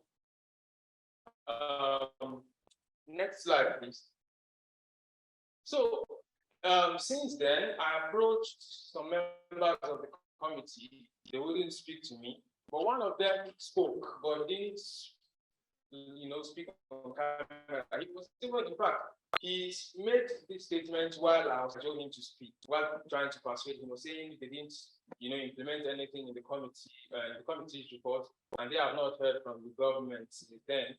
And he said although he said the committee's report faulted the members of the community as well as the Nigerian report personnel, but he said the government have not made that public, clear, and that the government have not implemented the recommendations to that committee, except for the scholarship that the government promised. But for that scholarship, in fact, the family said, except for that 1 million naira that was given to them in 2019, they've not received anything from the government. So this is the quote of one of the family members. He said at this point, all they are requesting from sorry that I'm jumping on this conversation, or you just want to just wrap. All right, I think that's all. Thank you very much. Okay, thank you very much, Colvin, for telling that story. And I know that a lot of people have ideas, you have comments on this, and we'll take that just after the last presentation. So we'll go straight to Emmanuel. Emmanuel, are you there? Yes, I'm here. Okay, so Emmanuel, you have 3 minutes for your presentation. Good afternoon, everyone. Let me first of all appreciate the facilitators of this training. This important program. It's actually a mind-stimulating and eye-opening, right from the start of the training up to this moment. Yes, this training focus on investigative reporting on human rights violation in Nigeria. We are asked to choose a current subject matter that was connected to human rights violation in Nigeria, which I chose to work on one of the most important and underreported stories. which involves Nigerian children. I chose to report on child labor, which actually causes a large percentage of the out-of-school children in Nigeria to turn into beggars and street hawkers as their livelihood. These are my findings. There is no or little hope for Nigerian children displaced by terrorism in the northern part of the country, because most of these children are left, to survive on their own. Parents choose to make their children a tool as a source of income, thereby denying them their right to receive an education like their other counterparts. My one of this actually means that most of the parents I actually had contact with, they understood the importance of education, but there was no financial resources for them to put them in schools. Even for them to survive, they were finding it difficult to survive. So their children, they themselves were in the business of bringing income to the home, and they always say that their income was not even enough for them to feed. Another thing is that although the government has identified plans to ensure that out-of-school children and those who indulge in commercial activities receive their education, the plan is flawed because the level of implementation is nothing to write home about, thereby making them look unserious. On those states specifically, there are out of influx of children on the streets, hawking, begging for alms and all that. They're actually seeing the implication. So in June 2022, this year, the state government came up with a plan to, they proposed a bill, to actually eradicate those children from the streets, those children hawking, the ones who are begging for alms. But since then till now, they've not presented that bill. They only said that they were going to, submit those bills, but till now, they've not sent that bill to the House of Assembly, which, of course, they had the intention, but implementation is not there. And the last slide says, within the next 5 years, if government fails to, do the needful, for example, the 2022 budget allocation for education is just about 5.39%, which is 923.79 billion naira, out of the total budget of 17.13 trillion naira, which is, according to experts, they say this is too small, to the level of educational decadence we have in the country.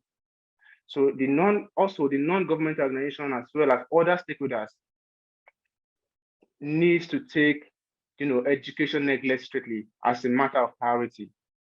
If they don't do this, the crime rate in the country will become unbearable in no distant time. The small number of non-governmental organizations that are trying to address educational neglect are struggling because this is beyond their capacity, and unfortunately, they don't have the finances to carry out the necessary interventions.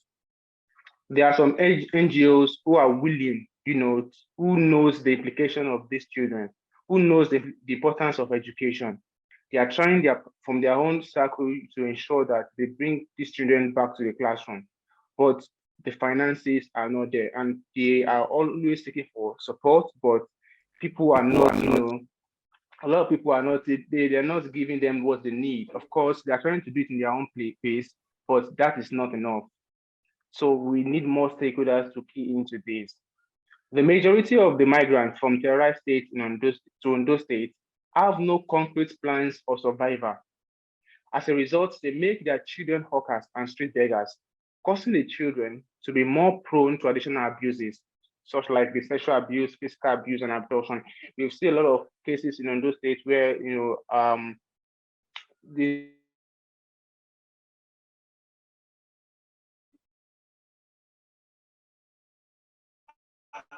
The network is okay, even if it was not bad. You know that even about days.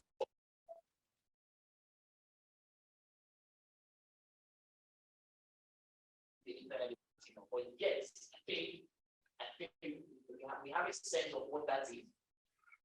Out of school children. Are you there?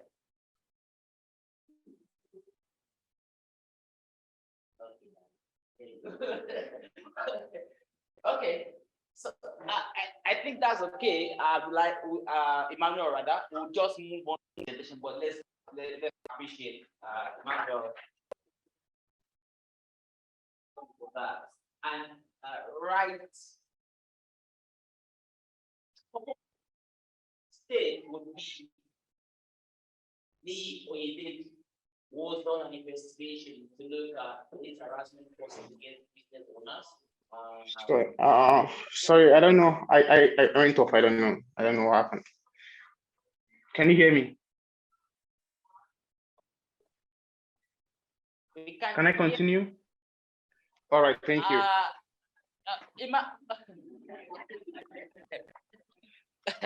Okay, fine. You know, the thing is that we appreciate the conversation and we'll pass now. If that's okay, it's okay. Thank you very much for your work and for telling this story. Thank you, Emmanuel. All right. Thank you. Right. So Ni would come on stage for his presentation. Ni Oyedeji. Thank you.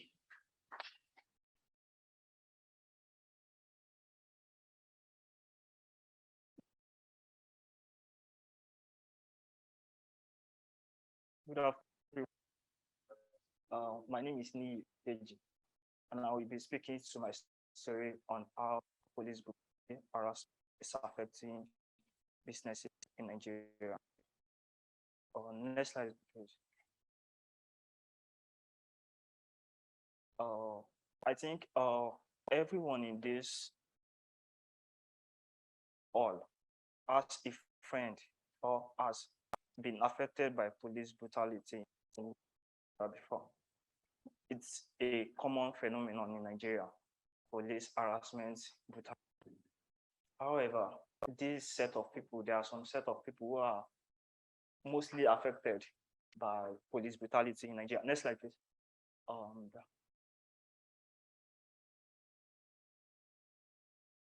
Okay, the Nigeria Police Force was established in 1930, and from time memorial, they've always been violating human rights, brutalizing innocent people, and harassing young and ordinary Nigerians, particularly those that are struggling to make ends meet. Police, they do not only extort money from people, but also brutalize them in the process of perpetrating corrupt acts. Next slide. Who bears the brunt of police brutality most? During the investigation, I was able to establish that taxi drivers, entrepreneurs, and tech entrepreneurs are the most victims of police in Nigeria. Next slide, please. Next. So in 2020, police brutality in Nigeria, we all knew why that started and how it went. Amnesty International said 12 people died during the protest. So although there have been debates on the number of those that are of casualty, the government later set up judicial panels across the country to investigate abuses being perpetrated by police during the NSAS. Over 2,500 petitions were submitted across panels in the country, while Lagos paid 420 million in compensation to victims. Abuja panel awarded 289 million to 74 victims. Many states refused to comply. Next slide, please. After the NSAS protest, what has changed? Police brutality has continued, harassment has continued. So, so my story from the field. During the course of my investigation, I met this young man, Mr. Machuk, who was a keke driver in Anambra. Sometimes in April, he had an encounter with Nigerian police where they said he was trying to obstruct their operation, and he was not only brutalized, but also was extorted to a ton of 100,000 naira. And after the incident, this young man could not ended up in the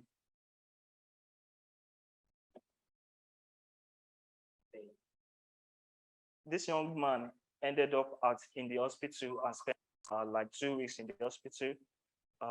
Eventually, when he left the hospital, the keke source of livelihood was already given to someone else. So right now, this man is jobless.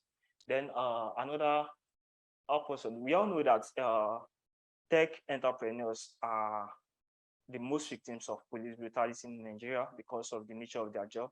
So sometimes in 2021, Mr. Henry, an associate data analyst, was going to Imo for his international passport when he encountered the Nigerian police force.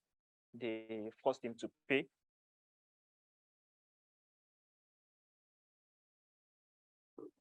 They forced him to pay 161,000 naira for no offense, and he could not proceed to pay for his passport, which denying him the opportunity of traveling abroad. Next slide, please. Effects of continued police brutality on startups in Nigeria. We have 33% argument is doing business is being affected in the country as well. Nigeria in 2019 wanted 2020. There's also threat to livelihoods. Next. So factors responsible for police brutality in Nigeria. During the course of this story, I spoke with experts and civil society organizations. They said, in their opinion, the high embezzlement of public funds destined for police force, poor welfareism of the police, and their inadequate training are factors that have been penciled down as being responsible for police brutality in Nigeria. Next slide, please. So the way forward, the expert said that there used to be a public complaints bureau desk at the Nigerian police force, but unfortunately, this has not been effective. And they also find that there's a need for constant reorientation of police officers. And there is also a need to improve their welfare, because the main reason why police are always on the road without residents is because they have poor welfare. And there is also a need for creation of trusted apps. For instance, there is an NGO in Oyo State, Akinfade Youth Foundation. They said they created an app called Flag It, where citizens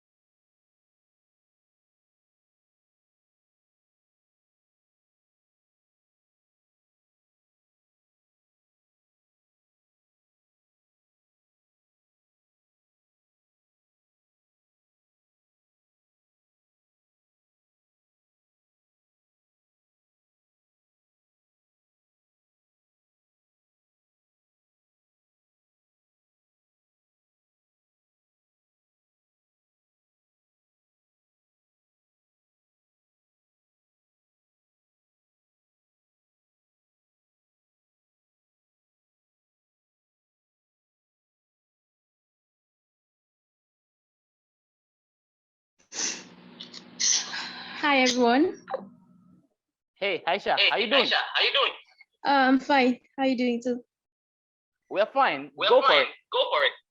Okay. So good afternoon, everyone. My name is Aisha, and my story is on sexual violence in Zamfara.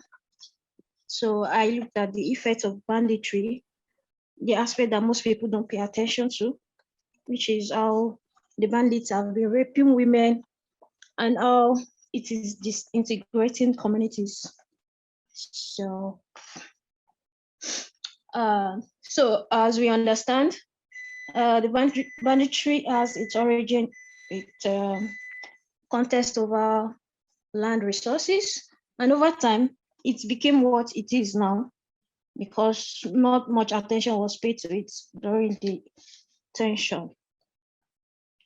So I looked at how women have been the central, have been at the center of the aggression. They've been at the receiving hand of the violence, both by losing their husbands or by being assaulted. But primarily, my focus is on how they were being assaulted and how they are being resilient to all this they went through. If there are perhaps any psychosocial services they receive after the ordeals or not. Okay, so my methodology, like everybody else, I used the interview. So I interviewed the victims.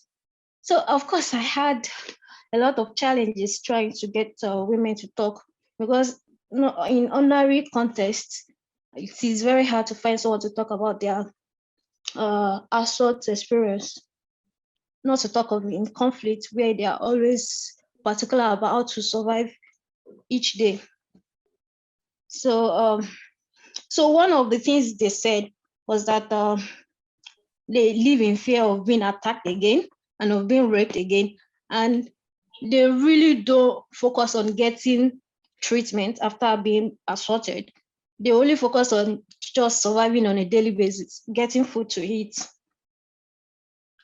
And so it's like this. Most of the women I spoke to, they were scattered all around the Zamfara community. So it was really hard getting them because I went through like 5 communities or 6 before I could get some.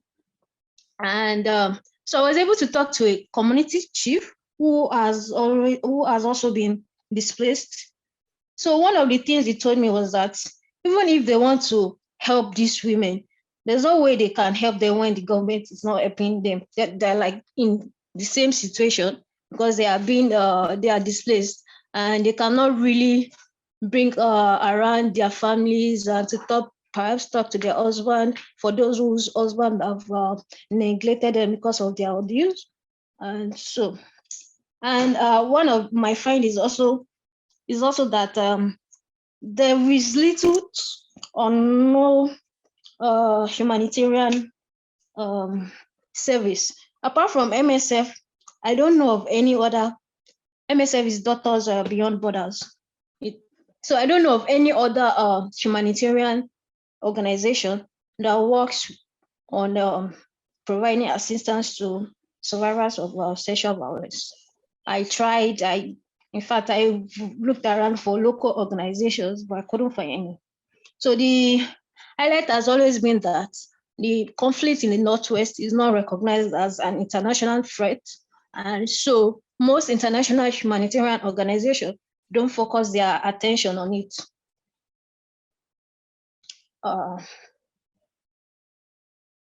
Okay, so like I said, we all know rape in the context of conflict is quite different from in a society that is stable.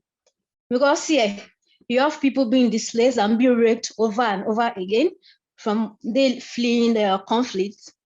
They get stabilized, they get stigmatized too.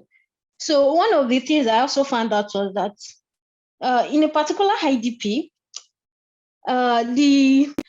what would I call it? It's not like the chairman, but is in charge of them somehow. He told me that almost all the women were raped. So, and there's a woman leader too who I spoke to, who told me that none of them would able to tell me about their experience because they will be stigmatized, regardless of if everybody is raped. So the woman was able to even get me one of our own granddaughter who was just recently married, and so she was raped, and she was going with her mother-in-law. Like I think they went to fetch some firewood in the bush, and they got attacked by bandits, and then they threatened the mother-in-law that if she didn't leave, they will shoot her, and nothing would happen. So the woman had no choice but to leave the young girl with the bandits. And I think the girl spent like 2 to 3 days with them, and she said she was being raped all throughout. Till now, she told me she couldn't tell her husband about her ordeal because she knows if she tells him, he would divorce her. She's very young though, very young. And this is someone who has also lost her parents to banditry. So it's a very complex situation. So after our ordeal, in fact, it was just, I think, few days after I was able to talk to her, a few days to when I talked to her was when she was raped. And we asked her if she was able to get any treatment, or she said nothing, that even when she was with me, that she hadn't eaten anything. So I had to like arrange things for her and call a medical personnel to attend to her. Sorry, Aisha, thank you. But just wrap it in 1 minute. Okay. So, like I said, in general context, there's also the fear of stigmatization, and there's lack of medical or psychosocial assistance for these people who have been violated. And the government is not doing anything. They are not even concerned about what is going on. And there is less humanitarian group presence in the region. So this calls for NGOs, CSOs to do more of activism, and NGOs too should work more on getting aid to this region.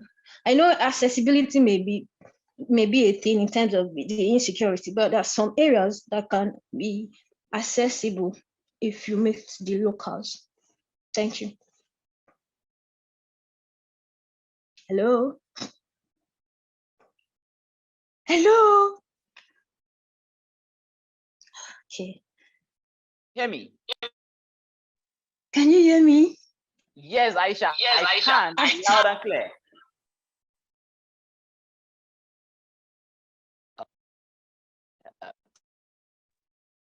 Been over an hour, to journal and that is on different issues. You listened, you saw all of those things. So I think we should appreciate them for doing this. And thank you to our editorial consultant, who worked with 5 journalists to make this happen in the last weeks. Thank you very much for all the hard work. But yeah, journalists for us are activists, advocates, to take it over and discuss ways to not let these stories end there. Because after publishing, next, what do we do? Should we allow the people who are malnourished? Should we allow them to die? Should we allow people who have been raped by bandits? Do we allow them to continue in that unfortunate situation? Should we just strive for a better Nigeria? I don't know how this is, but you all know, because that's what you do.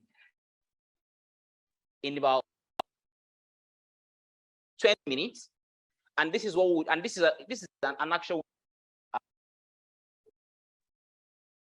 we are committing to develop an advocacy strategy, and we run campaigns, social media campaign, radio engagement, TV engagement. We do that. The way we do it, and then we'll call it a day because we need to wrap. But do you think this is something we should do? We should take this?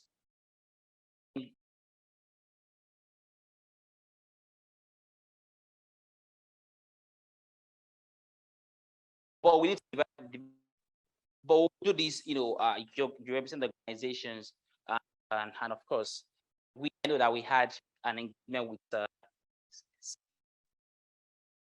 in June, and we already know how this. I know that you just have to, right? What you are doing is that you are developing these as what you want to take forward as a campaign. So what will happen is that after today, would send would develop this strategy, a working document that from tomorrow, 10 infographics, for action.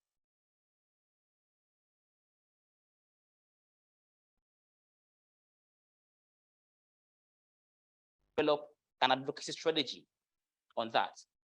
Or if you want to pick Aisha's story. So the advocacy issues that she's raised, let's pick on it. Are you going to 5 radio stations to ventilate these issues? That's fine. Are you going to develop visualization? That's okay. What CJID and IWPR will be doing is that we have a modest fund to do this.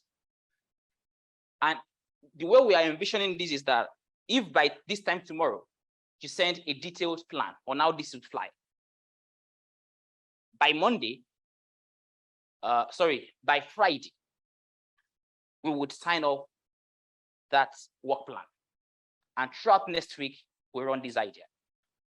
Social media campaign, TV conversation, radio conversation. But again, there is a budget cap for this. But we have to get 10 to 15 commitments, individual or the organization. And that's how we are doing it. So I don't know, but I'll pass on the mic. So you just let us know your name, your organization, and what your plan for advocacy is. But that would only take about, you can summarize that, but you know how you can put it in a document. 1 or 2 pages after today.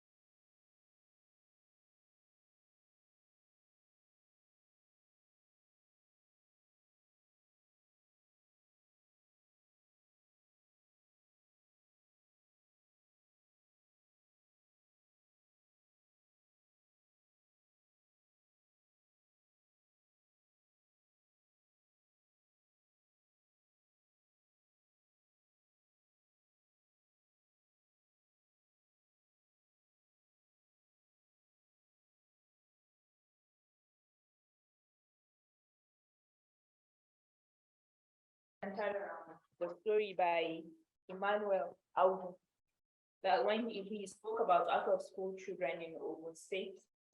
So we'll be focusing on that area.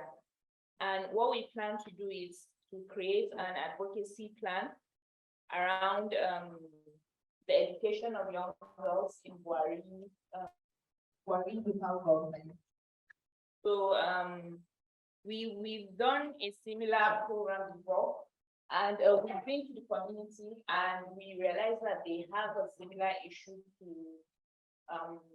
the story that he mentioned. So people in that community do not have, the people in the community do not have a junior secondary school, and the young girls have to trek all the way. I don't know if I'm learning. The young girls have to trek all the way to Niger State to go to school because they don't have any school close to them. And while they take on that long journey, they usually have, they face issues such as sexual harassment, rape, and then also kidnapping and abduction of those young. So what will you do? What will you do? Okay, so what we want to do is to create an advocacy plan using our organization is a Nigeria NGO. So we have some things that we created in our NGO. So we want to use that thing as an advocacy to advocate for how to do that.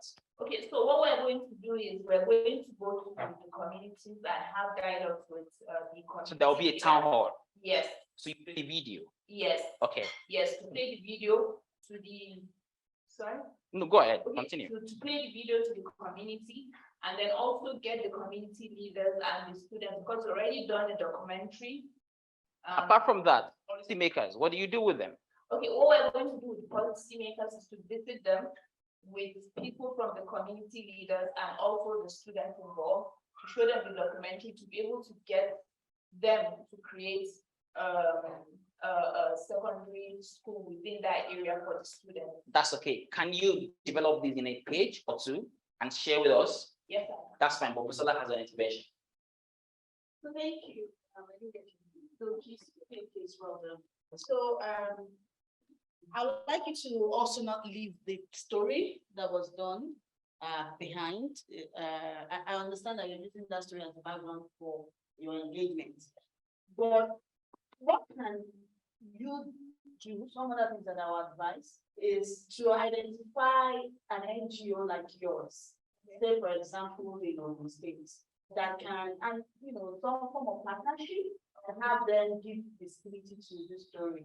I think on a general level, I think journalists on this project would have to also rethink their distribution approach. So it's a very good thing that we did not just do this story. You have talked through what your findings are, what issues need to be spotlighted. So can you do like a cover note for your story with this presentation that you have given to us today and identify organization, for example, I need a story.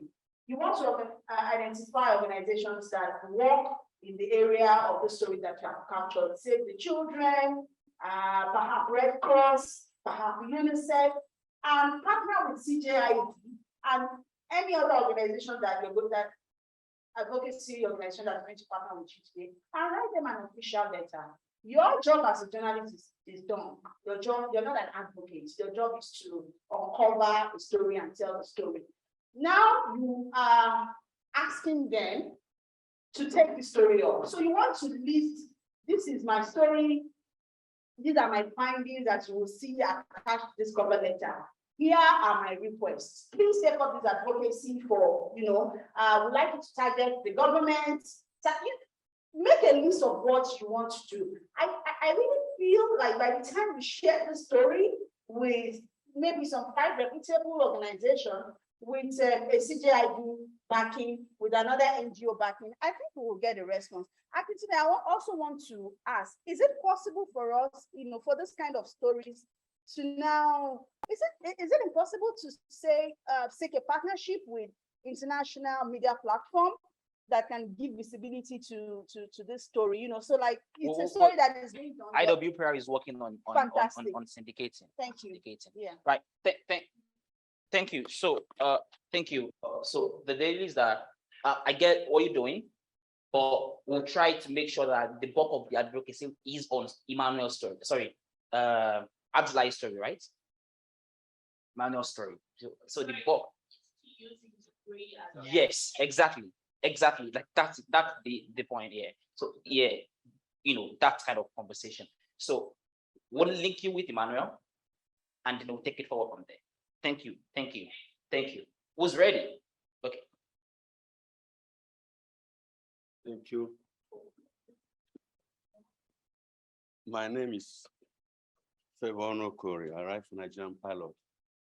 Okay, my story, I want to develop a story over the current cost of foodstuffs as a result of farmers being prevented from going to farm because of the insecurity, particularly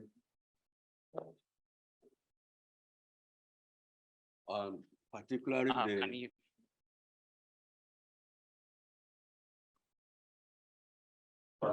I want to concentrate on north central areas of Nigeria. I used to be the food basket of the country, but because of the situation available now, many of them, some of them are in IDP camps.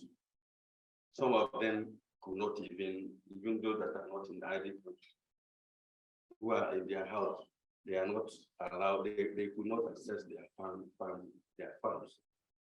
A lot of farms, even some people that have already were able to put up something, some of them cannot even go to harvest now. If you, for the fact that I had to accuse my wife that he's stealing my money. So after I gave her money and she come back with,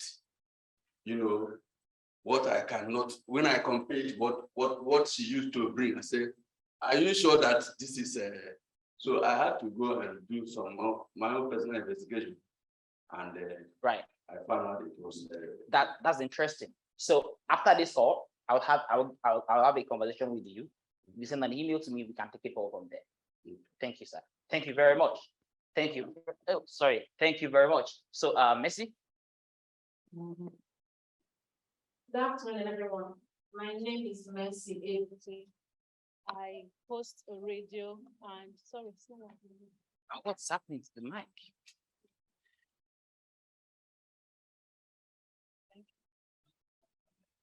Okay, my name is Mercy Abuti. I host a news video radio and online talk show that address most of the and I commend the CJID and Institute for War and Peace reporting for putting this together. Really, really needed. And also the journalists that did the various presentations. For me, it was really very informative and emotional. I interview people, so I listen a lot to really know the issues to address. And for my own intervention, where I really have the passion for is Kunle's story on criminalization of petty offenses, yeah, how it impoverished Nigerians and then how it fueled wrongful detention. And also it includes the presentation by Niyi on police harassment on business people. I've also been thinking of an initiative that will continually engage officers, here. So your intervention now. Yes, that is what I'm talking about. Police brutality. Okay. Yes, engaging, officers, breaking the gap between them and the people. The police is supposed to be our friend, but we see them as enemies. What is the thinking, the wrong thinking, changing that, creating short interviews, short videos, and then engaging them in some sort of town hall meeting with citizens, let's hear and then come together. And I think it will help in curbing, whatever issues we have around police brutality. Thank you, Messi. So can you do that in like a pager and a budget and you send across to us and then we'll take it forward by this time tomorrow. What's going next? Yes. Okay, so Felicia, please put down the name, the email, so that we can engage them after this. My name is Victoria Olajiran. I work with Debatop Center for Africa Development. We advocate against human trafficking and gender-based violence. The story of Aisha Babatunde really caught me because I think less than not up to 2 weeks now, something has been capturing my attention, a new strand of human trafficking in Nigeria created by this war story. Bandits will go adopt people, they are going to work on the farm, they share people's daughter, they can go and say between now to now, marry off your children, or will come and rape them, the gang raping, and then the issue of, I think the story of breaking the silence of domestic violence in culture. That's and Caroline. religion. So all these issues border on gender violence, it borders on sexual and gender-based violence also. So I really don't know the project, but I think It's about $700, 1,000, something Um, around that. a massive social media campaign will work. I was thinking just last week, because I know I'll be coming, it's possible to have radio jingle over almost all over Nigeria. Of course, as much as the but budget can accommodate, right? but the budget cannot go. Because it's a starting point. I think if we start, we never can tell. And you know, of course, the deal is that let's do something. Okay, When we start something, the deal is that the story is not ending just right there after the publication. So I'm going to I'm trying to look at the time, but then a 2-page, we take it forward. Or we dive into it. Okay, let me wrap up. Yeah. My organization, we have an app, a Talkam app, that you can report issues all over the country. Just log it in, and then we refer an active follow-up on this issue. That's why I was particular about jingle. But we do social media campaign and with the collaboration and tweet Of course. for everybody. Of course, of course. Thank you. Thank you. James? You're speaking now. Okay, there's a table. I think the table is loaded.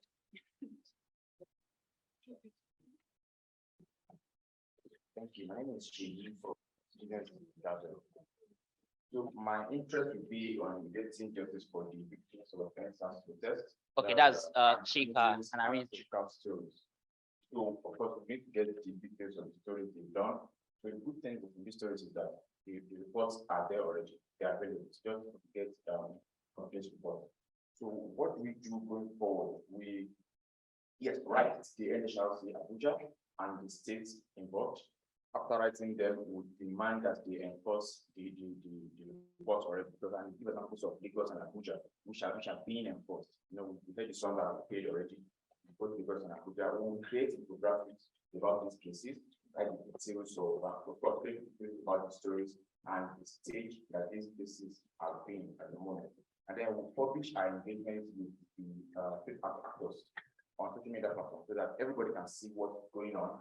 Prior to now, I had my mind made up on previous stories we wrote but now that I had the opinion that we're going to be doing something different. So of course, the radio jingle is still something that has been brought into the other stories here. I was thinking we have to connect on to that story, because I thought that was something so short. All right, thank you very much. That was clear and straightforward. You know, good stuff. I know that before the end of today, we will hold decide the hashtag for this campaign, so that, you know, when 5 to 10, 15 organizations are running campaign, we're able to track the hashtag and it becomes a movement. Right. No, just one just one for these, and then you can, so we're able to track that. Just one for these, you know, but the issues are there. Infographics, jingles, podcasts, whatever it is, we're happy to have them. You are ready, ma'am? Okay.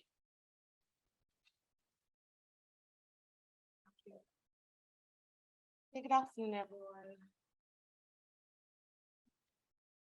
My name is Shakira Alaga. I'm a communications consultant and a Twitter influencer. And one of the stories that really stuck out for me, because I'm extremely passionate about women empowerment and eradicating gender-based violence, is a story by Caroline Ame. I would like us to start advocacy and awareness creation across all social media platforms, or Twitter at first, because for someone that is actively, you know, involved in using Twitter, like she said when she was sharing her story, there are people who still believe that being beaten, being abused is still love. It's still about being loved. And I also like that some of the comments that were made from people present here today was about how there are men who are also facing a lot of abuse, but due to pressure and the way we have perceived men to handle situations, they are unable to speak up about it.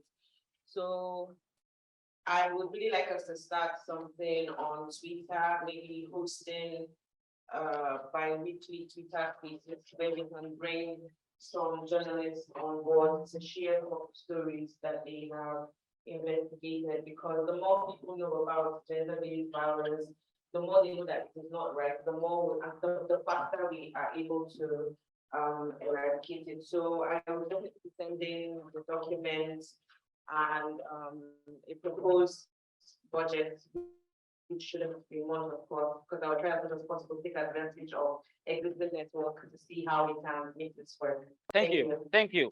Absolutely. I love the part where you said mother's budget. I love that. Okay, who's going next? Okay, I love spaces. Let's do tomorrow. Everyone. Sorry. Yeah, go for it. My name again is Bukola from Citizens Common, and I love the story of Arinze and Niyi. Okay. Since my organization, we have a department for legal commerce that take up, we deal with victims of incidents. And I think the story you can actually work on. First of all, my strategy, first of all, is the fact that we have a website, youthaction.ng. That website, we usually post blog posts and on these issues.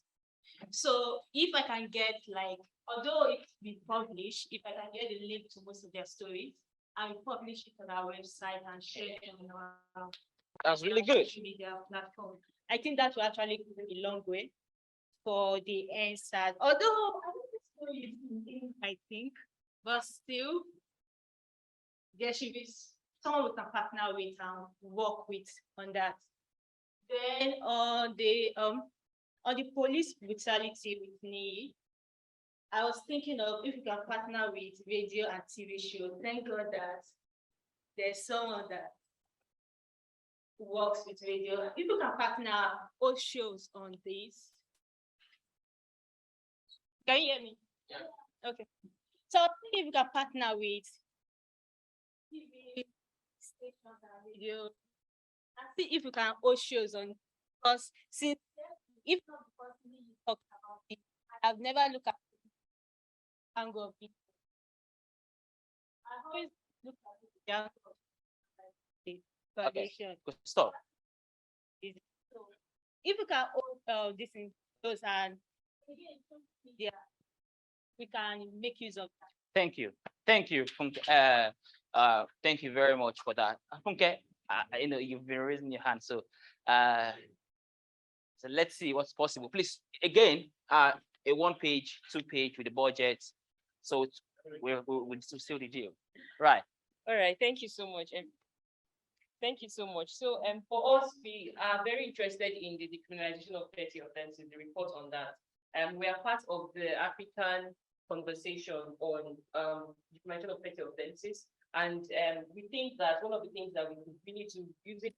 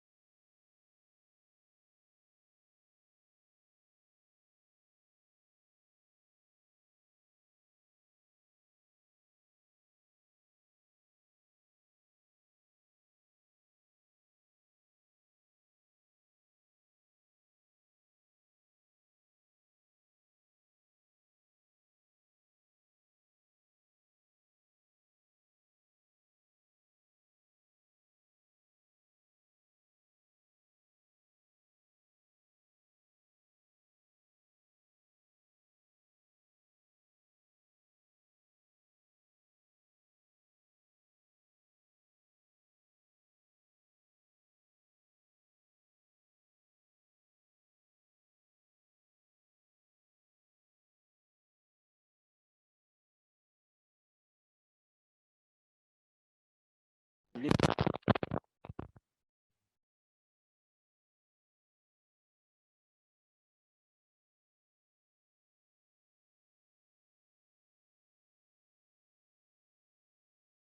sir. Thank you very much, sir. Thank you very much, sir. And right now, I will dive into the panel session. Oh, sorry, apologize. Okay. Hello, everyone. I'm Khadija. I'll be going with the outcomes from Okay.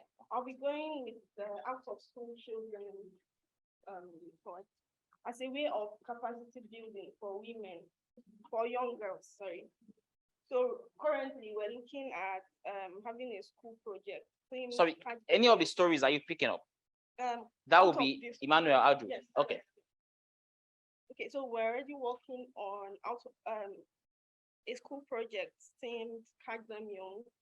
Okay. So we're looking at going to government schools, forming like a club, sort of, yes, and advocacy with the young girls. And so we also partner with other organizations that already work around this. So if you do this and you can give me like a brief on how you want to do that by this time tomorrow, I think it works. We can see what's possible. Thank you very much, Khalifa. Right. Thank you very much. Thank you, everyone, for your commitment. Looking forward to seeing how this play out. But right now, we move. I would be introducing the moderator, who would then introduce the panelists. So, sorry, in the communications manager of the Center for Journalism, Innovation, and Development.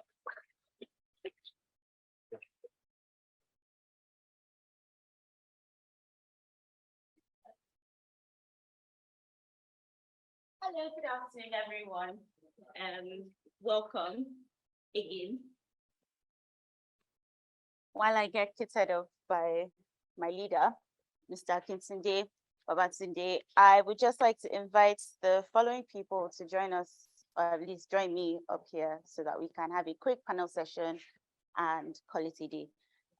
So can I please invite Mr. A.A. Yakubu, Director of Civil and Political Rights at the NHRC.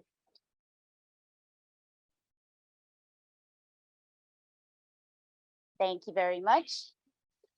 Permit me to invite Mrs. Busola Ajibola from the CJID as well. I would like to invite Mr. Taiwo Hassan, Head of Investigations at Premium Times.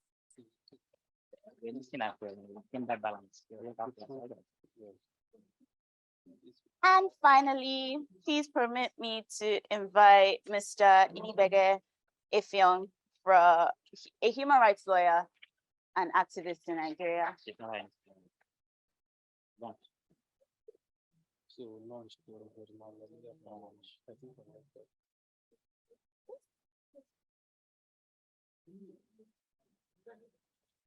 Honestly, anyone is good. Okay, welcome everyone. So essentially, I'm going to ask a few questions on next steps for us as members of the media, people who are in legal and in the government start here today.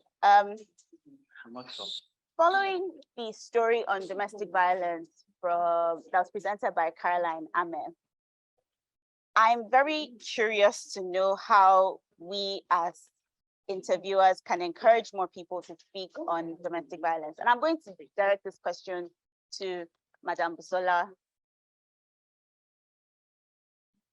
So we know it's always a problem to get victims and survivors of gender-based violence to speak. But I think what we want to do to ensure that people are able to break their silence more is for all of us as individuals to move away from the judgment zone. So it also starts with the media itself And I think at our organization, we've been doing a lot of work around the sensitizing journalists on sensitive languages, language that do not discriminate or judge survivors of gender-based violence. So in conducting interviews, question like,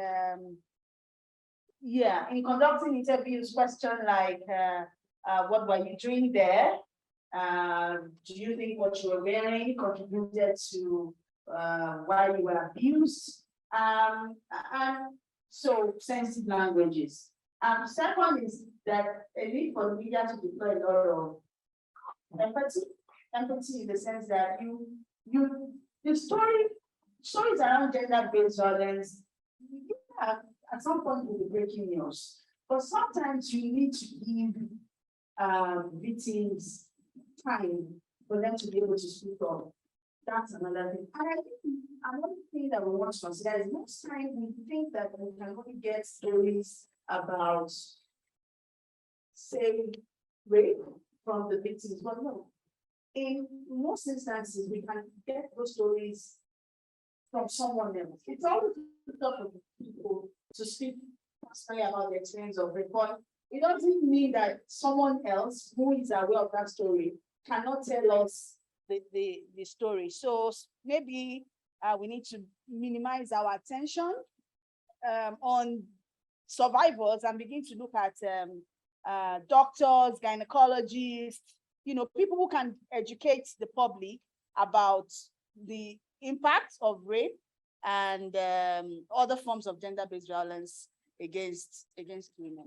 I think that would help, and a lot of other stories that help society to see the intersection of gender-based violence with other issues. So there is intersection of GBV and the lack of financial powers from women. Tell that story. There is intersection of gender-based violence and, for example, lack of safe homes. Tell that story. There is a connection of poor responses or poor understanding of issues of rape and languages by doctors, medical professionals. Let's talk about that story. So it is not just about reporting incidents of gender-based violence. It's also about reporting the dynamics of that issue. That is how we get to educate all stakeholders and begin to move towards solutions. Thank you so much, Busola. Mr. Effiong has not really had a chance to speak today, and I know that you were slated to speak earlier. So I just wanted to ask, can you give us like a brief overview, very brief, on human rights laws in Nigeria and what's one of the presentations was that they were very inconsistent, especially in Lagos, and then when you now extrapolate it to the rest of Nigeria. So like, can you just give us like a brief overview on the inconsistencies and what we, I guess, as a body, what we can do to help sort this out?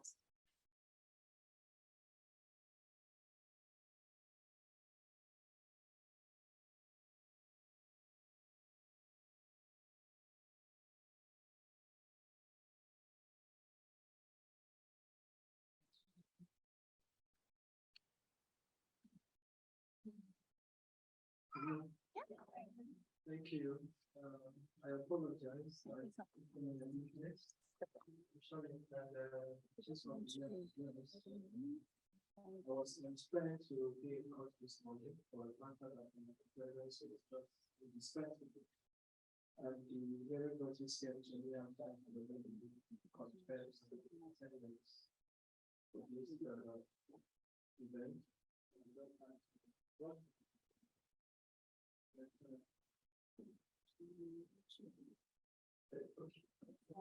Sorry.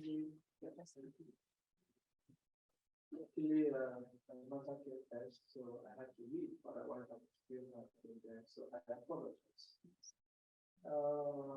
The problem with the question is when you said brief overview. I think the word brief should be expunged It is a bit complicated because to speak to the question in a brief manner, but I'll try. Nigeria really has one of the best human rights jurisprudence. That's the thing about it. If you look at the legal framework, existing legal framework pertaining to enforcement of human rights, you would come to the irresistible conclusion that, contrary to what some people think, the problem really is not availability of laws to protect human rights. The problem is institutional, enforcement mechanisms, and even awareness. I'll begin with the Constitution.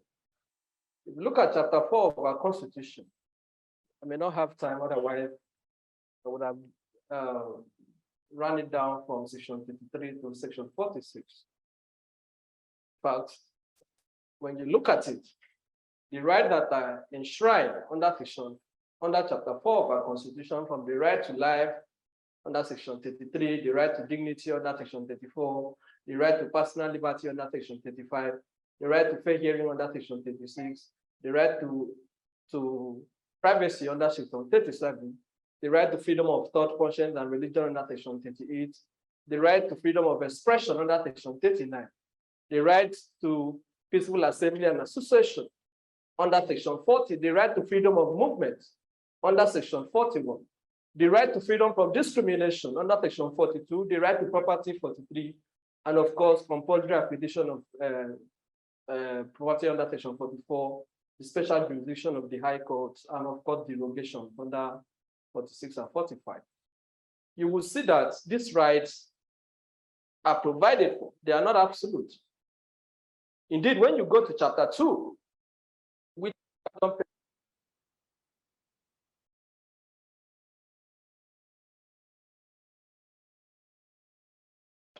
Chapter 2 of the Constitution, though Section 6 says it's not justiciable, you have the right to housing, to education, and so on. But those rights become justiciable when certain things happen. And I will highlight on that. Now, away from the Constitution, there are very important existing legislation that has further improved on the human rights regime, the jurisprudence of human rights in Nigeria. Let me start with the Anti-Torture Act.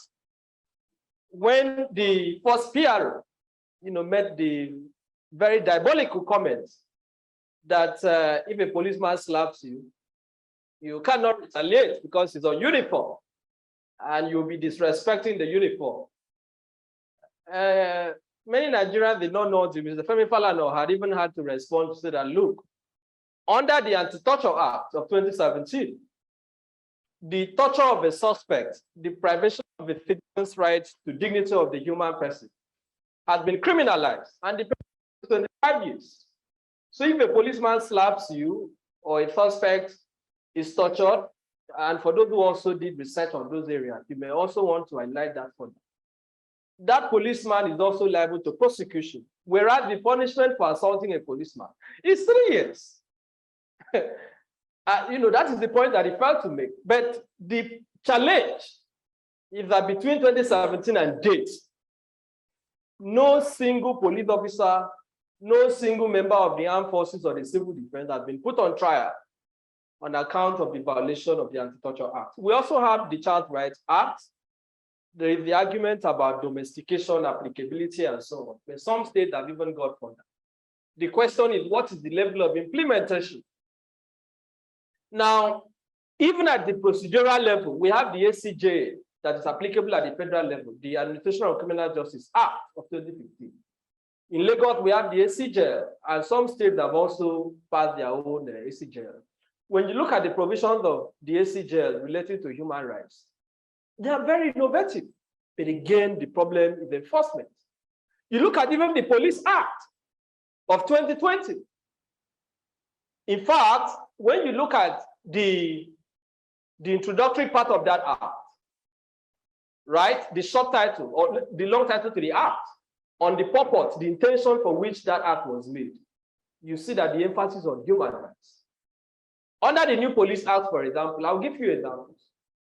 There's a provision that when a suspect is arrested and taken to a police station, the station of that police station has a statutory responsibility as that today to call the family or the relation of that suspect and inform them that, oh, we have this person in our custody. Because one of the issues that arose from NSAS is that people were killed. Their corpses cannot be found. People are detained. They cannot be traced. I mean, I'm just coming from prison. I met people that their families don't know they are in prison. Some have been there for years. Nobody outside knows they are there. So that is how flawed the system is. And that is why you have such provisions. It is also, I'll summarize, it is also illegal, for example, to say that a woman cannot take somebody on bail, right? The women rights advocates must also speak to these issues. Why should a man be able to take a suspect on bail? You know, what is the basis? These things have been criminalized, but again, enforcement is the problem. Enforcement is the problem. So I do not agree that the problem is paucity of laws. The laws are there. However, it is weak enforcement mechanism. Please, one last. Section 4. There's a very primitive law, draconian military law in Nigeria called the Sheriff and Civil Process Act. Section 84 of that law says before, as a Nigerian, you can enforce judgment against the government, you must seek the consent of the government. That is, if the police violates my rights from some of the presentations that have been made, and the victims decide to go to court, and damages is awarded, you have to write to Malami to say, can I enforce this judgment? I need your consent. So that makes nonsense of the entire principle of equality before the law. And I feel, except that provision is expunged, we still have a very long way to go with human rights. Thank you. All right, thank you very much. I hope I did not talk too much. No, I think you did very well. Thank you. I want to ask Mr. Yakubu. So we understand that the process of getting justice for victims is a very long and drawn out process. Is there any specific way that the NHRC helps to speed up this process? Thank you. I joined the last speaker to reiterate the fact that one of our major challenges have to do with effective implementation of our laws. And we also need a lot of advocacy on state actors concerning their attitude and orientation. And I think that is ongoing. So it's a collective duty and responsibility for all of us to do as men.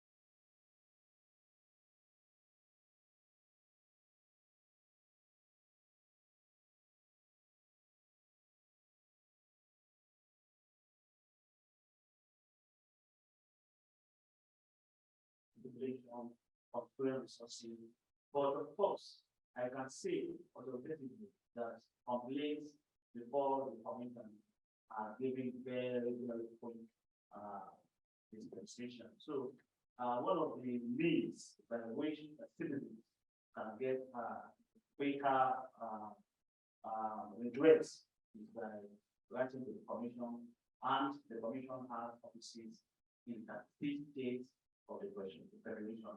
There are also some institutions that also help the victims and provide us to get results. Thank you. Thank you very much. So personally, I'm very big on using technology to transform people's lives. I know earlier you mentioned that there are apps that the NHRC has to help people. So I'm very curious as to what these apps are, please. Okay, thank you. We use the platform of Facebook, of Twitter, on email, and of course we have toll-free lines where citizens and every person in Nigeria can send report.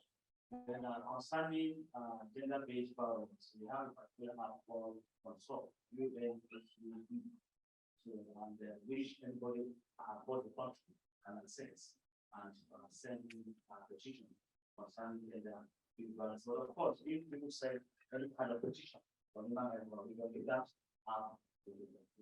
All right, thank you so much. Is there a way to like verify or validate these reports when they're sent in through the app? Yes, there is an inbuilt mechanism, into this app. Of course, there's another one that does that. I don't want to mention that because it's still work in progress, but people still send petitions to it. So it's also an app which is called report.nhRC.org. So you can also send. There's an inbuilt mechanism that to verify the address, location, and of course it will go through an ICT particular platform within seconds and get to those that manage the process. And of course, you get the immediate response and the issues are treated. Okay, thank you very much. Sorry, Hassan, I'm looking at you now because you are the target of my next question. So Caroline, Anibe, she did a very moving story on child malnutrition. And one thing that struck out to me was that she mentioned that she was traumatized after doing the investigation. Now, during the African Investigative Journalism Conference last year in October, we had a session where we spoke about newsrooms giving specific aid to reporters who go out and they encounter like traumatic stories when they're reporting it. So I was just wondering, what steps can we actually take to ensure this? And does your newsroom do this? Thank you very much. I'm actually saying that that question because of the solar panel. Sure. Oh no, don't worry. She's going to speak about this as well. Yeah. Starting with our own newsroom, much as you know, what we do at Premium Times mainly is enterprise reporting, investigative reporting, which therefore means that people have to go to the field to be able to report stories. Many times, what the leads on the field is traumatizing, which would therefore affect their ability to deliver on the story. So we have that system in place that when people come back, they report to their editor, and then we link them with therapists, with professionals who can help them through that. But also, not just going to field. Journalists also work in the same environment that every other human being works. We have security issues. So we face challenges to a colleague just recently incident with the kidnapper how to speak. She's having sessions with therapy. So it's a very important issue.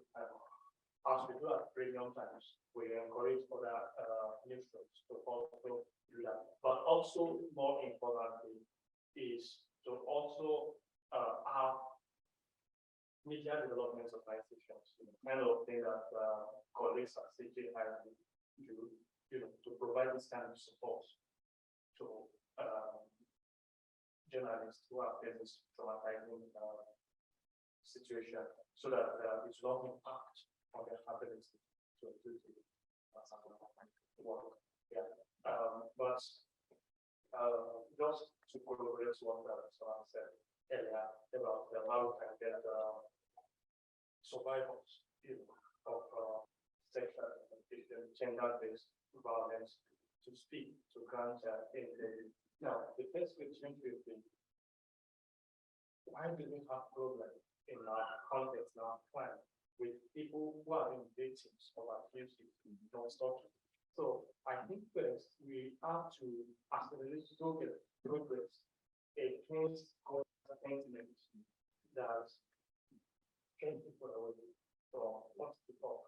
So journalists, instead of just feeling survival, we should also do enterprise reports on these factors, like a report on a pastor or a man who has sent someone who is raped and is threatening to speak out on behalf of service, a family head who has sent someone out of the home, so we should do this kind of stories. So when these enablers are trained, then the victims, survivors, will have confidence that the society is ready to accept them, and they will be more encouraged to talk.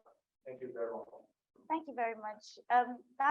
I really enjoyed your last points because I was going to ask her, we at the CJID, we launched a GBV reporting handbook to help journalists report better.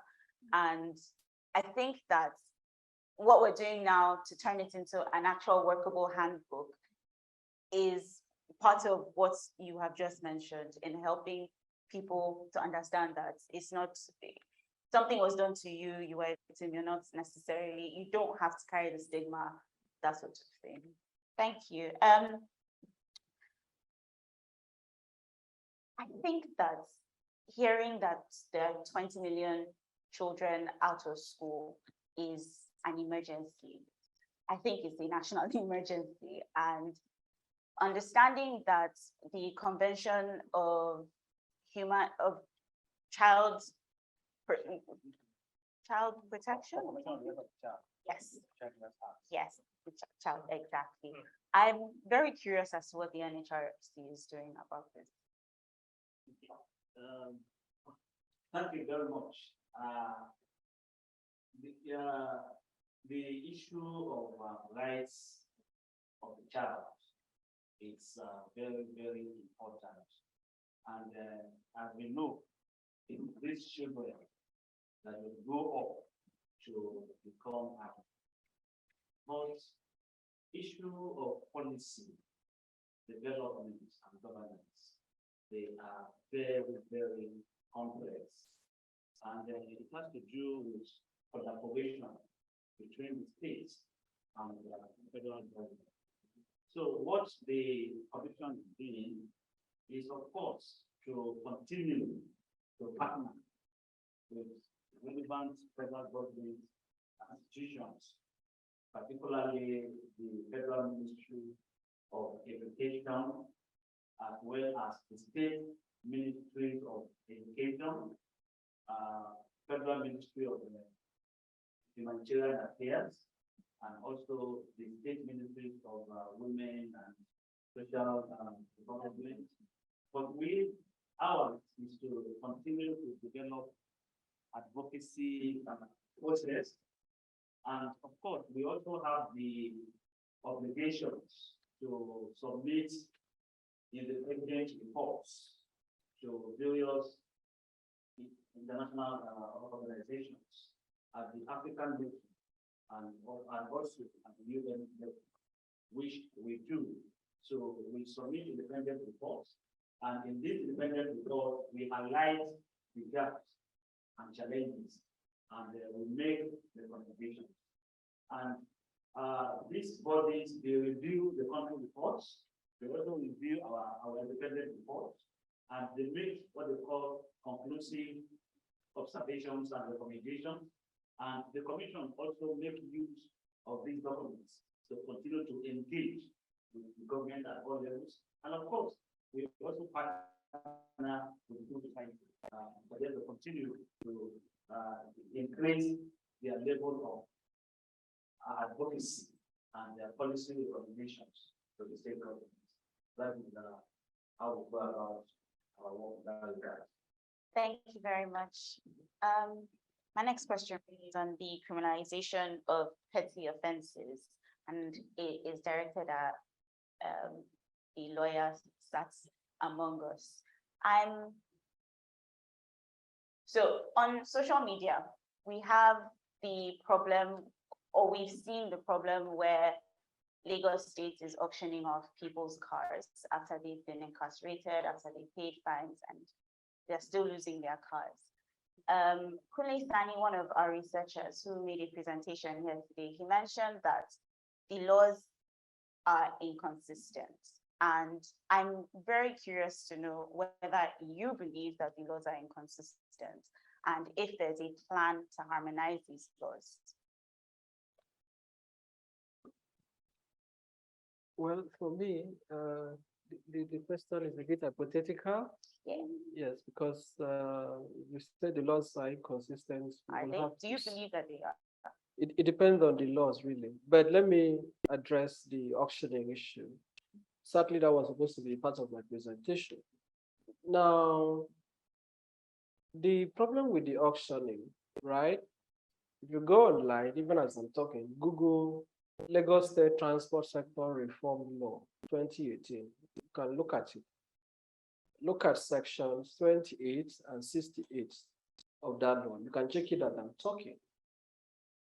Now, for me as a person, and I've expressed that view publicly on Twitter, there is a level of inhumanity in saying that if you drive against traffic, your vehicle or the vehicle in question should be forfeited to the state.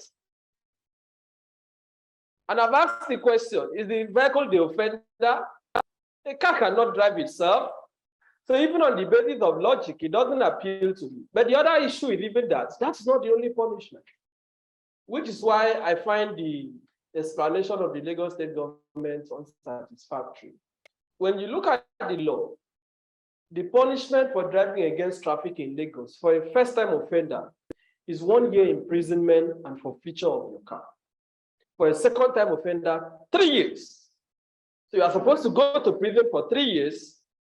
You come back and the vehicle is still forfeited to the state. Now, this forfeiture that they did recently, I want journalists here to help us unravel some things. They have claimed, right, that, oh, they went to the mobile court and then they got orders to forfeit and auction this vehicle. I have appeared at the Lagos mobile court at least on 2 occasions to represent people who went to protest and they were taken there. Is that Oshun? It is a revenue court. It is a revenue court. There are legitimate concerns about fair hearing. Now, under section 23 of that Lagos State Transport Sector Reform Law, there is a process of prosecution.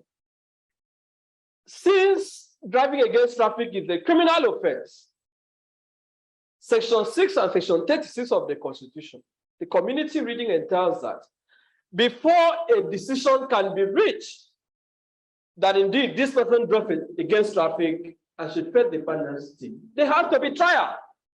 There has to be conviction. So how come that nobody pays trial and you are forfeiting people's cars in the name of traffic violation? They said, oh, they did not show up in court. Did you try them in absentia? What effort did you make to reach out to them? Those vehicles have license plate numbers, which indicate that the ownership is traceable. So for me, what the Lagos State government has done is blatantly illegal. And I feel the law is also extremely draconian, as I've said. I just said I'm coming from prison. For anybody who has been to the 4 walls of a correctional center, you wouldn't say somebody should stay there for 1 year and come out and you forfeit his car. So that law needs to be amended. Now, there are a couple of other laws, that criminalize these things that are very, very difficult to explain.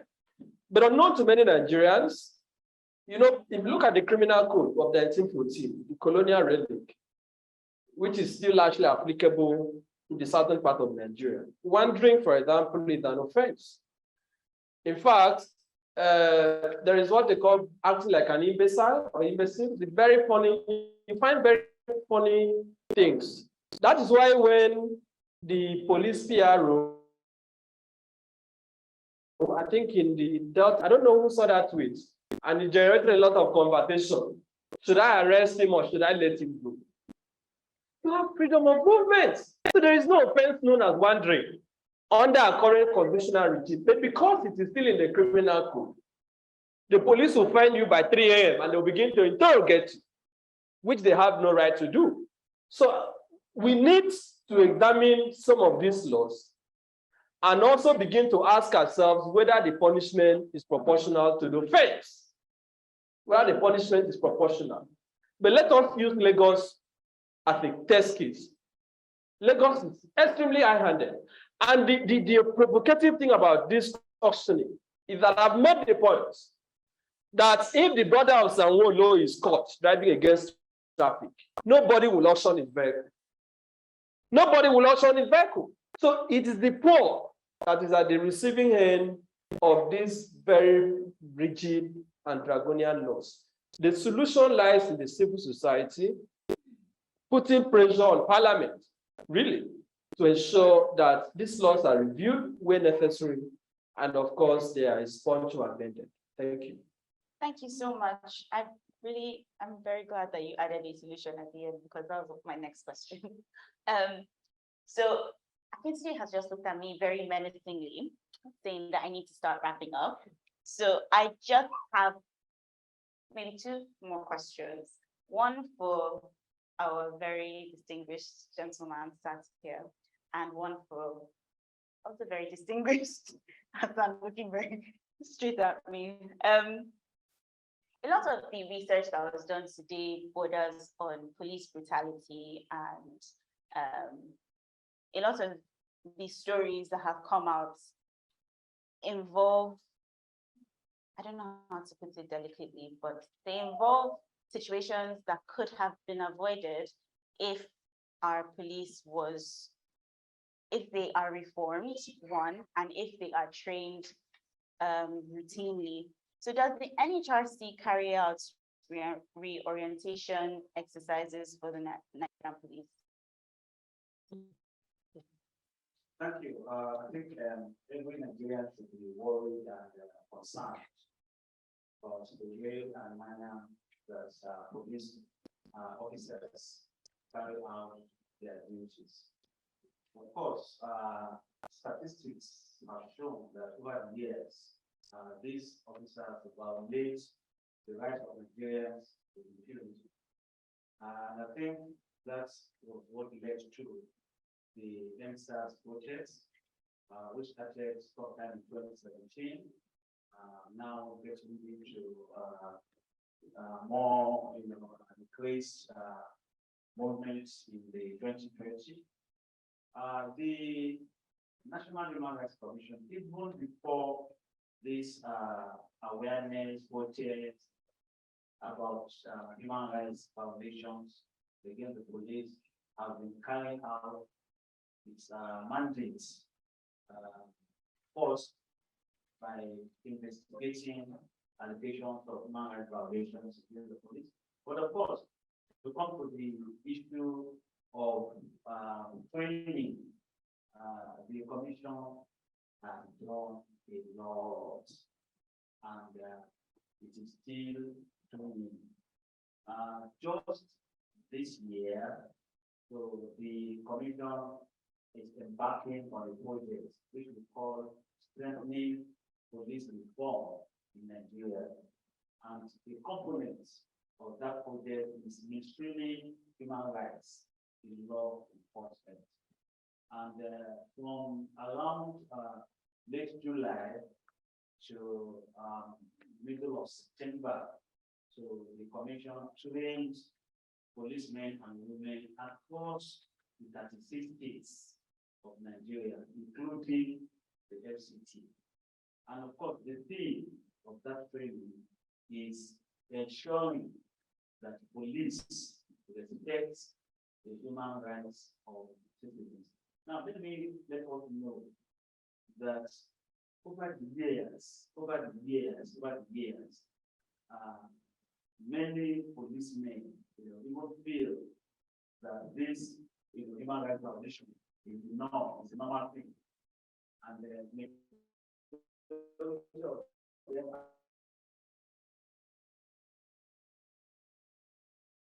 are completely ignorant, about its importance, but it's not enough because there are fundamental things that the country needs to do. And I can say that some of these things are being done, but in a very, very slow process. But we hope that those that are concerned, so we begin to realize the urgency in ensuring that police respect human rights. And of course, one of the other components too is also for them to know the consequences of these violations. And I think the leadership of the police, so they are making them to know that you cannot just violate the rights of citizens with impunity and go to liberty. So they are doing some training on human rights and also development of manuals that pockets, guides, manuals that will help them to know how they are to deal with citizens that come in contact and conflict with the law. Thank you so much. My final question really is on the media.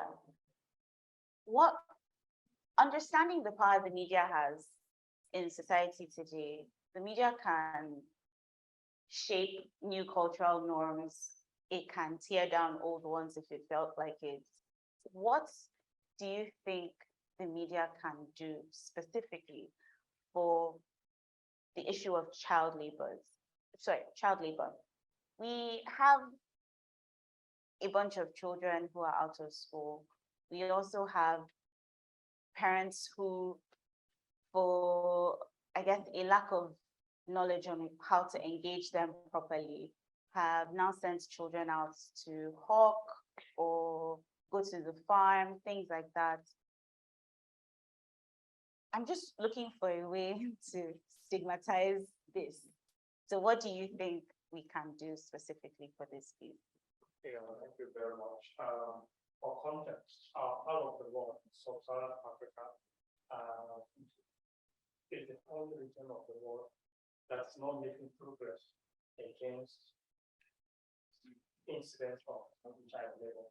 And Nigeria specifically, annually we are having millions of children to this incidents of child labor. Now, what can the media do?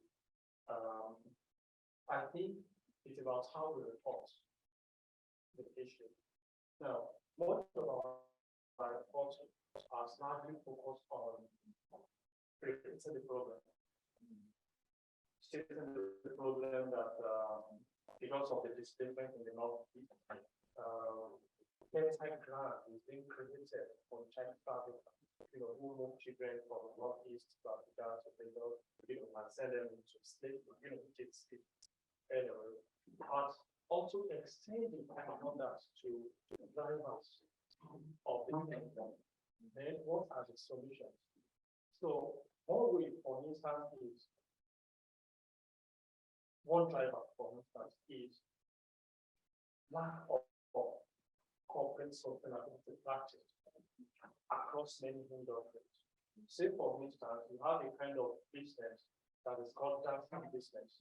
Dancing business is a kind of business that depends on primary producers, like farmers, like raw material, like mineral miners, for their own production. So, say for instance, if you are producing complex, for instance, like dancing business, because it will depend on a niche farmer for your raw material. Now, in Nigeria today, how many of these dancing businesses are required to ensure that we conduct what they call supply chain due diligence, so that they remove adverse human rights issues from their supply chain? How many of them are required to do that? Perhaps one of the most impactful reports that I've done is on child labor. Interestingly. A multinational dairy company based in Katrina started what is very beautiful, which is backward integration, of taking raw milk from there to produce the 3 plant very beautiful.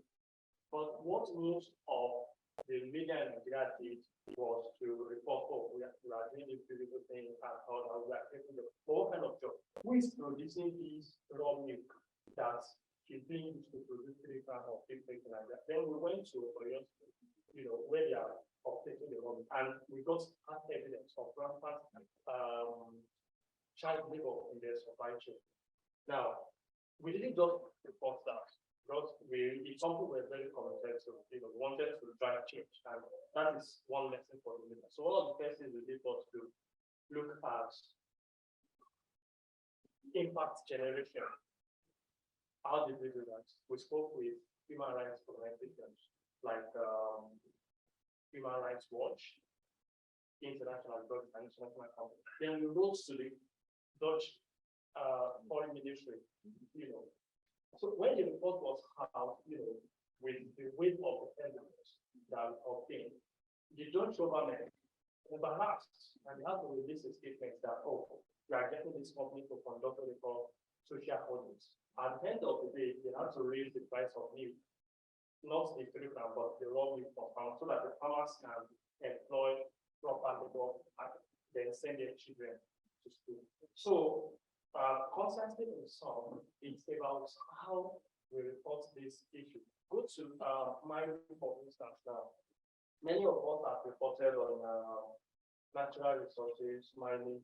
If you go to Jos, if you go to initial access of the country, who are the people involved in this mining? Children. So, those fix that problem. Who are the operators? Who are those buying this raw material, these minerals from these children? And you also have an opportunity, because there's a transnational angle to this. Sorry. Now, Nigeria's goods, for instance, is largely bought by Turkey and United Arab Emirates. These are countries where you have laws against human rights, against child rights. So if you do your report, make sure that you are contacting the government in those countries, so that the governments there, they would be forced to enforce their own, or have their companies operating there to conduct supply chain duties. So again, it's about how we report the issue. Or in the northeast, not only the northeast, but also the northwest, where we have conflicts. Increasingly, you are having hardship, you are having displacement, which increase crime, for traffickers. So these are the things we have to focus on, drivers of this issue. And also accountability. We have laws, at least we have the Universal Basic Education Law, and we also have the Child Rights Act, which you have. If you look at the community, what do you call it? Reading. Exactly. Thank you very much. If you look at the community reading of this provision, you will see that child labor is criminal in Nigeria, because it means that children are not in school. It means that their development, their child is undermined. These are the things that these laws, from there. So you can do your story using this law to hold anyone responsible, whether the company, individual, or government accountable. So again, it's about changing how we respond to the issue. Thank you very much. Thank you so much. Madam Busola just wants to add, I think, her final thoughts, and then we'll call this a day. Yeah, I just want to add to what Asan has said, and to state that we cannot exaggerate the powers of the media. So the media has the power of spotlighting issues. It has the power of accountability, but it doesn't have the power of advocacy. Neither does it have the powers of engagement. So I think this is where CSOs, for example, those of you in the room, would have to pick the roles. I think a lot of time some school of thought will argue that if you're an advocate, you don't belong in the newsrooms, because your job is to tell the story, put it out in the public. So then the question then is, how can we make advocacy on this stories that the media is politicizing? How can we make them more effective? I think it would be effective if we pursue individual advocacy. Yes, we will make some change, but can we also adopt collaborative approach to advocacy engagement? So let's say, for instance, for all of the stories that have been done, if the initiative chooses Caroline and a story and they amplify it, they will get a response, no doubt. But would there be a difference if the initiative use their advocacy? Imagine a press release or an official petition that is signed by all the advocacy CSOs. Would it be more effective? Yes. Imagine if change initiative, or sorry, what's the name of your CSO again? Yeah, and you're picking the story of which of the stories? That if that story, your press release is signed, or your petition to the National Human Rights Commission or Ministry of Women Affairs and Social Development or whoever, and signed by all the CSOs in this room, signed by newsrooms, Premium Times, and other platforms where those stories are published, are we going to get more response? Very likely. So while we are approaching individual advocacy strategy, I think we should also think around collaborating. When we're together, when we come together, we're stronger. When we move alone, we are powerful, but our powers can be mystified. Thank you so much. Sorry. Do you want to speak about? Okay. So Hassan is just going to give us his final thoughts on the approach to a government media CSO collaboration. Yeah? Yeah, follow me. I'll do it terrible handling. Yeah. I like the point about the collaborative approach to advocacy. And in that line, I would like to suggest that what we should look at from the stories produced or are still in the work is that we should look at the common patterns, that run through this production, these stories, then elevate the conversation. If we really want to generate impact, for instance, I was able to identify some of the patterns. One is issue of child labor induced terrorism, in the northeast and the northwest. That is an issue. The issue of victims of state-referencing brutality in Katsina, in Enugu, without accountability, yes, without compensation, yes, that's another common pattern. The issue of offenses is, being criminalized, being punished, much more than the weight of the offense. These are the so we can identify 4 or 3 common patterns. Then develop a collaborative approach. So if we have many media houses, or let's say premium, of course, there are many media houses who are, and also a number of civil society groups. We have opportunity to have them already. And we focus on limited conversation, on how the picture of humanitarian aid given to IDPs in the northeast is encouraging child labor forms. And now in the northeast, this is what they do in terms of humanitarian aid. In humanitarian, you have to approach the traditional material aid, like giving people paracetamol, food ration, and all that. But another perspective is something that is mix of material and also something that helps people to manage their agency so that they can have livelihood recovery. They don't have to be dependent forever.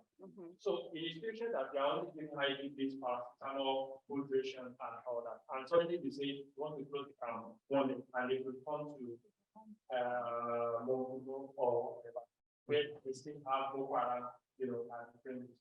It becomes easy for traffickers. As they are able to come, they are counting the amount of traffickers who bring them, to this part of it. If you have this kind of elevated, enhanced conversation, on each of these common products, I think we will be able to generate work and work with CJID. Thank you very much. Thank you so much for that very interesting final point. At this juncture, I'd like to thank everybody who has come here today. I would like to thank our very distinguished panel. Wow, I think I'm hungry. I'd like to thank our very distinguished panel for today.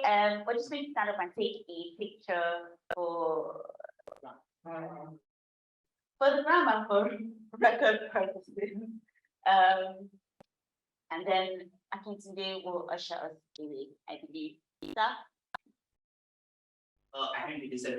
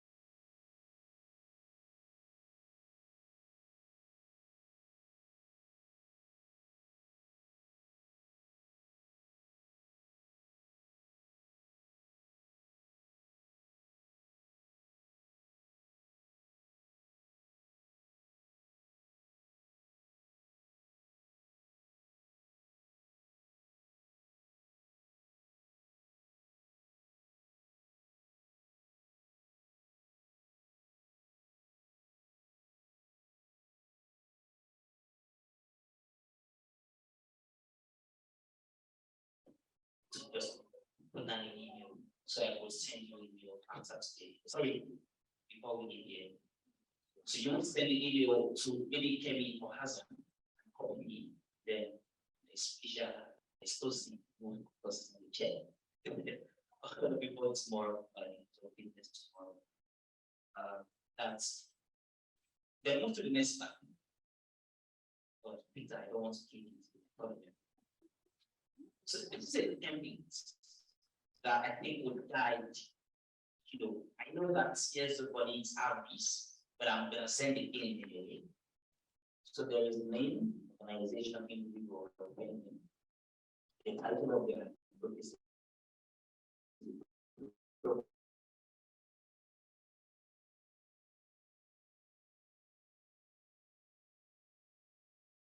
problem, just problem for but maybe not more $700. And in Americans, we want to do 700, and we use CPR. And the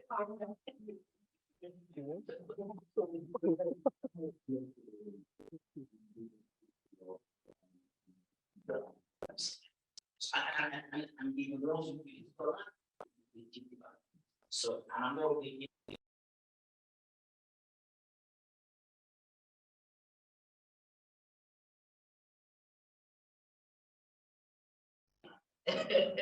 so whatever that is for years, your budget comes. But care who's working on the policy, in that thing, we would have a conversation to discuss how to play out. Then let's decide the hashtag for this movement after today. Influencers, we're expert in the house, so let's go there. Barrister, everyone, what should be this adopt so that forms our big conversation.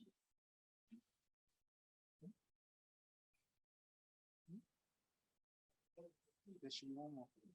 There are two more slides. Runs in human rights. That's the central.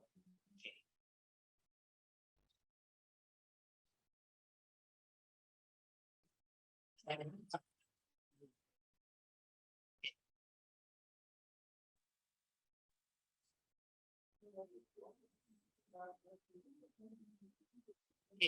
Yes, gentlemen.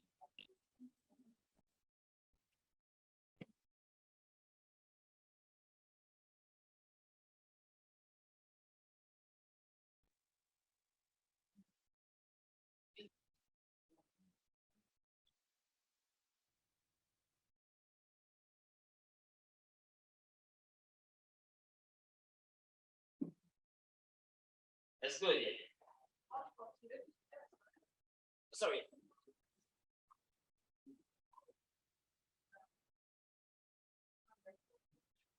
Now?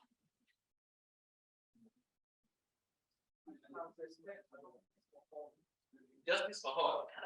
I think we have that's like an existing. Yeah, exactly.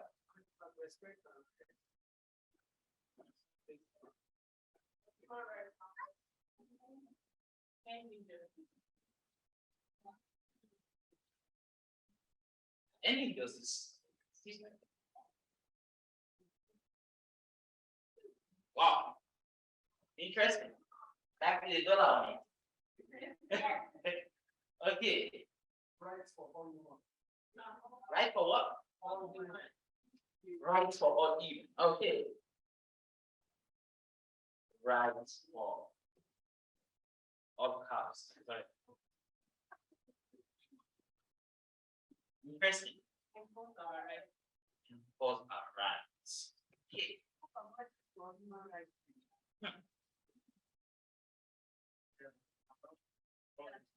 That's what. Oh wow. What is it for rights? For human rights.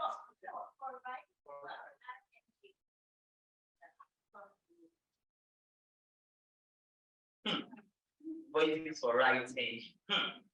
Looking at it, who said that? Your lunch is on.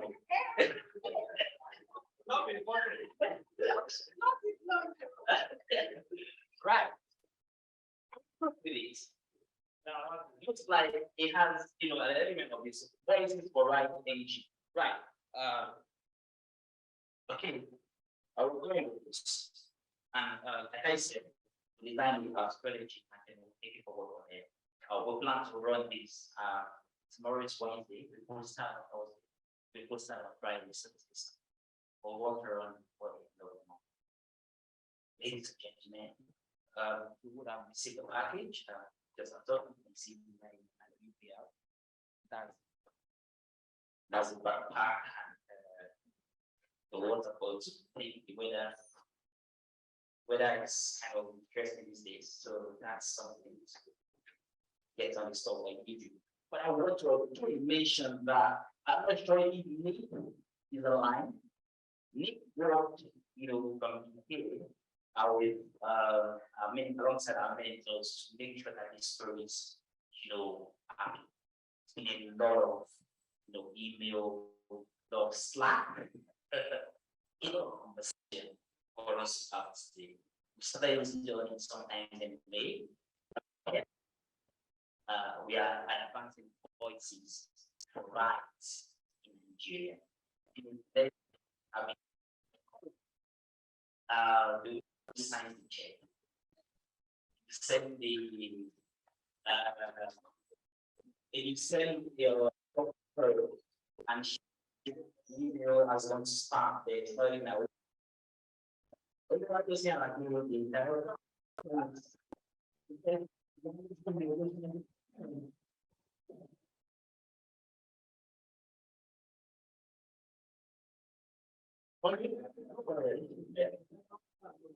you so much, and good afternoon to everyone. So this has been a fantastic how many months of engagement, and I'm super happy and proud of everyone. One, I'm thankful for the journalists who dedicated for the training and carrying follow through the reports. Also thankful for the editors and thank you for your patience. I'm not a journalist, I'm not an editor, but I know that people reading reports tells my head. But I'm thankful, thank you for helping them to refine their stories. Also thankful to the CSO community and friends and come to help us to carry on this fight, for lack of better term. Especially people to the law. Thankfully, you're out of jail. We're happy, we rooted for you, and we're hoping that within your lawsuit against government, yes. Once you win, we win. I was not continue without thanking IWPR for supporting this project. Everyone knows human rights are very important. And the panel spoke to the fact that Nigeria has great human rights laws, but the problem is in enforcement. So we're glad that the support to carry or rather to spotlight this issue was provided to us. Thankful to Mr. Yakubu from the National Human Rights Commission. Thank you for your time. Thank you for, I think, very honest contribution and very valuable contribution. It's very rare that we find civil public servants who come to such officials and don't just put it to the gallery. You spoke the truth, you spoke the truth, and we appreciate it. And we're certain that this is finally what happened at the commission. Thank you so much, sir. Thank you to Akintunde and his team. Thank you to Felicia, Pelumi, and all support staff. I can't mention everyone, but support you. And Sari is looking at me and opening her mouth. So thank you, Peter. Thank you, Asari. Thank you, Peter. Thank you, Ijoma. Thank you, Miriam.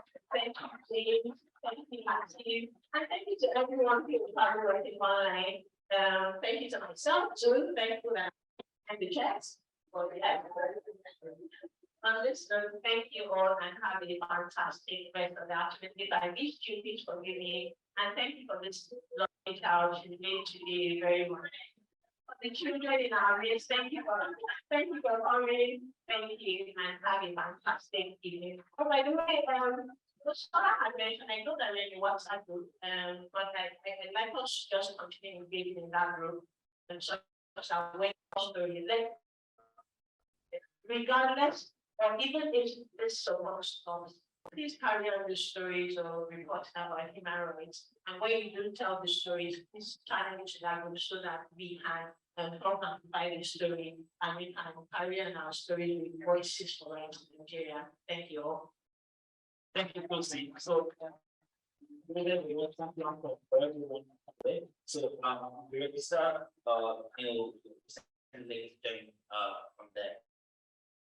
Barrister, thank you. It came from Lagos, the first workshop in June, May. It came again in June, and now again, thought that. Thank you very much for doing this. Very appreciate this. Thank you. When you were on discussion, all of our that you are here. Thank you very much. Mr. Yakubu, thank you very much for your commitment. We'll be having a virtual conversation on voices for rights next week. I will send details. We'll continue the conversation. All the Twitter spaces, how the week get event, all it again. On this note, I'm happy to just offer you a lot.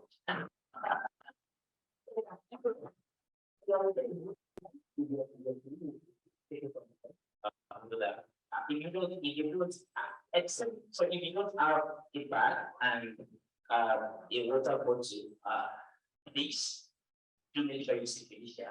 That is if you are not from CJID.